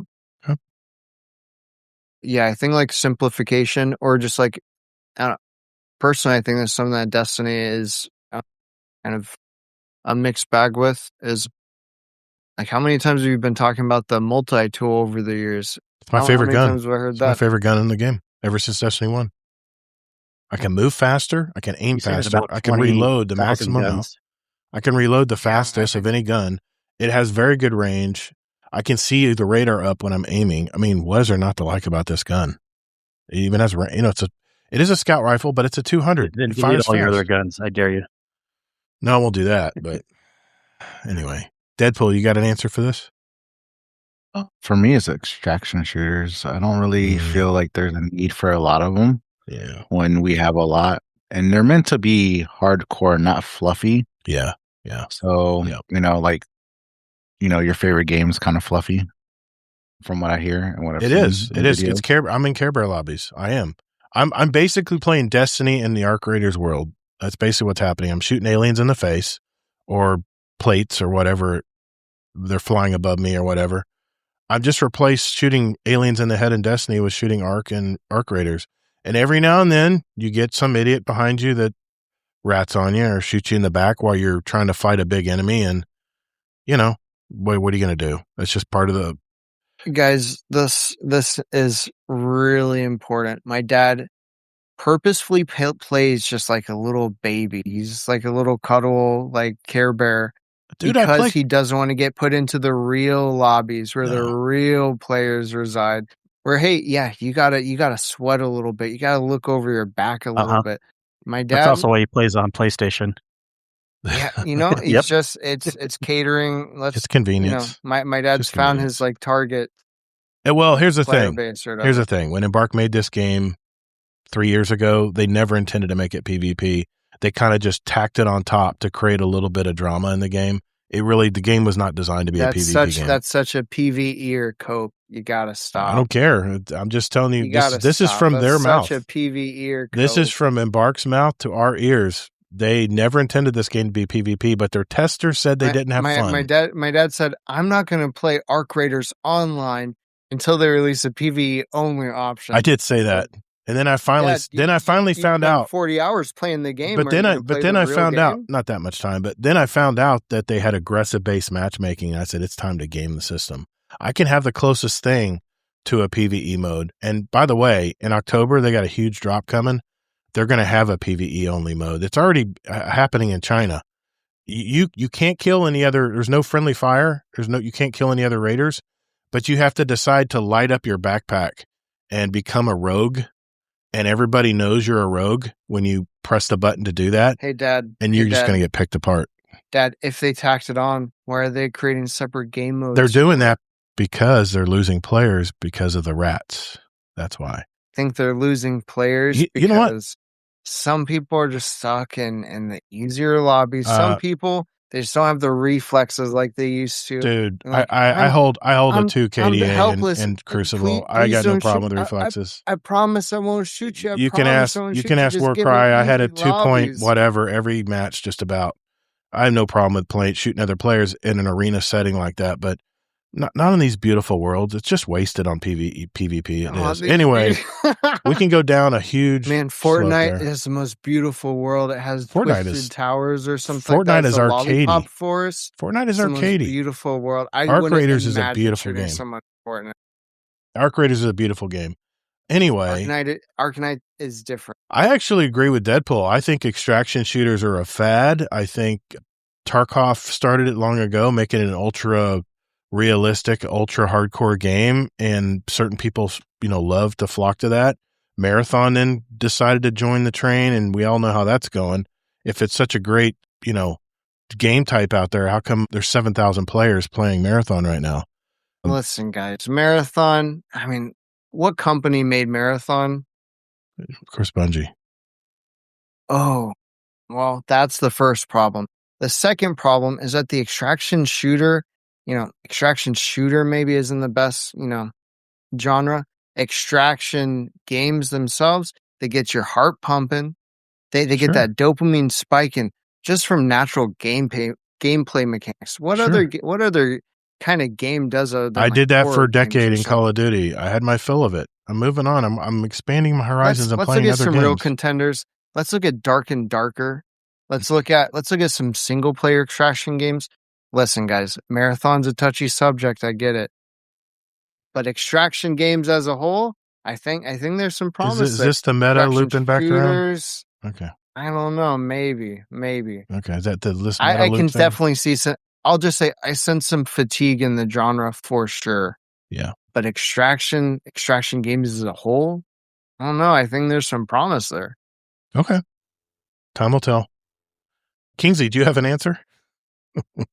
No, because I don't really care or follow the trends too much. I mean, on this other discussion we're having, I mean, there's some truth either way where like people that make games and then they take 3 to 5 years to come out. Sometimes you're chasing trends and they're not as popular, but you can always loop back around again either way. So, all right, moving on to the next question. This is an actual Destiny question. This is from Sith. Imagine the Destiny 2 servers shut down in 1 hour. Where do you go to see the sights, listen to the music, and leave the Guardian forever? I'm hoping to Did we answer this? Did we ask this last week? So this is why I need to. I said I would go in the Destiny 1 tower, and I said I would do the 12-man event against the shooting the final battle against the Witness. You guys did answer this already. So this is why I need to delete these. But thank you, Sith, for the question. I'd be going around on Earth completing my missions, turning them in for peasant coins or whatever they're called. Yeah, that's what you would do. I'm so Josh, right? down for this. I'm so down for it. I don't know. This is this meta this last thing. hour of Destiny is going to go crazy. Okay. Hey, Guardian, our show runs on Duncan. I mean, it's supported by our community. And by that, I mean our Patreon community. We're nearly 100 strong now. And if you want to join an awesome group of people and get the benefits like a private channel with myself and Kingsley Mac and all of our other Patreon members out there, not to mention special badges in our Discord community, years of behind the scenes, special audio and video episodes just for our patrons, and it's really simple. Just go to GuardianDownCast.com and hit that Patreon button to find out more. You can also join us for free, so what do you got to lose? If you've received any value from the show today, keep those corporate sponsors out of our podcast by simply joining our awesome community at patreon.com/support Guardian Downcast. Later, Guardians. Hey, Future Gator here. Well, I hope you guys enjoyed our topics tonight. It kind of got a little personal, which I don't mind. I don't mind sharing some of my personal things like my gaming addiction, which I did have when my kids were young. And, well, you guys heard about it. Don't need to repeat it here. But I want to thank you guys for listening. If you haven't already, support the Stop Killing Games initiative. Just Google it. You'll find all the information you need on where to petition, where to sign, where to support. They are a nonprofit organization now, so maybe look into it at least and see what it's all about. I want to give a big shout out to our super fans, our Patreon community, like our Dungeon Champion patron, Deadpool1 Merc. Thank you, sir, for being on tonight. Our raid bosses, Jealous Gaming, Frostbite, and Amazing Taco King. So for whatever game you're into these days, be sure to take breaks, hydrate, especially in this heat, and touch grass. MC Squared, community member for over 4 years and a $5 Gatorade patron for over 44 months. Thank you, sir. The path to victory is long, but there's always hope. Fight! Thank you all so very much for listening, and whether in life or in your game, get your reps in. And later, Guardian.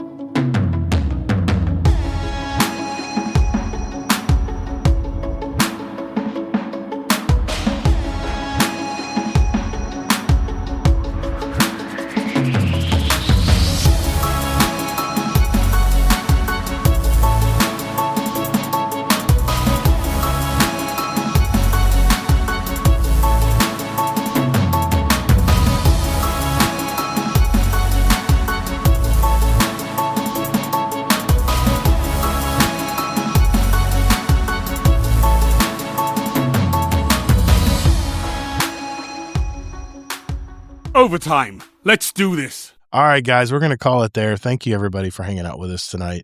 Yeah, we got into some pretty deep conversations tonight.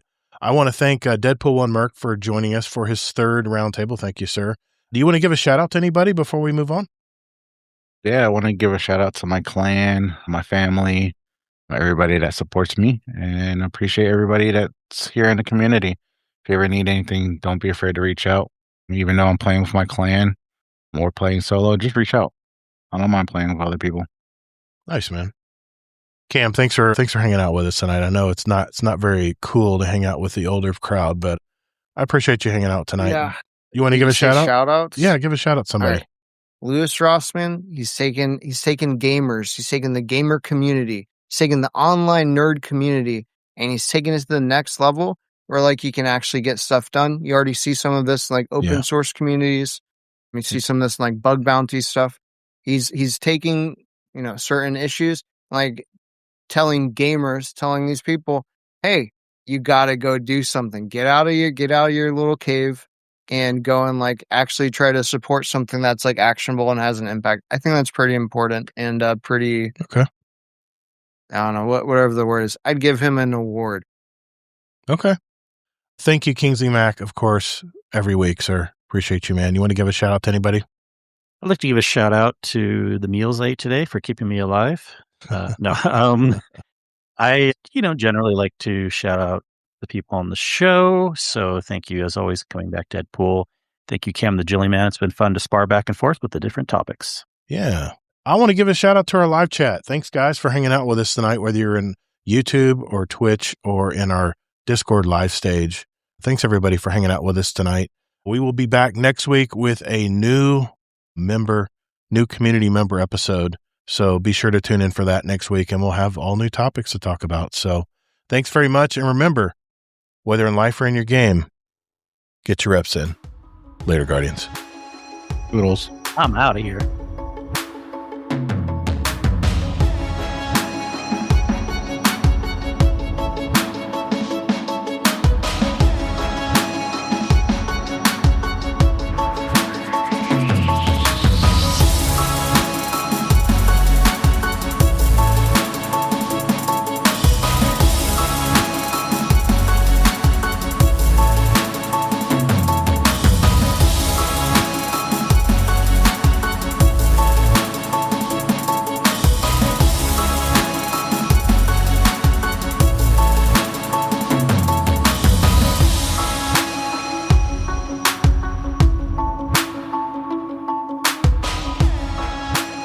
Add a little Minnesota Man, add a little Florida Man, you got Jelly Man.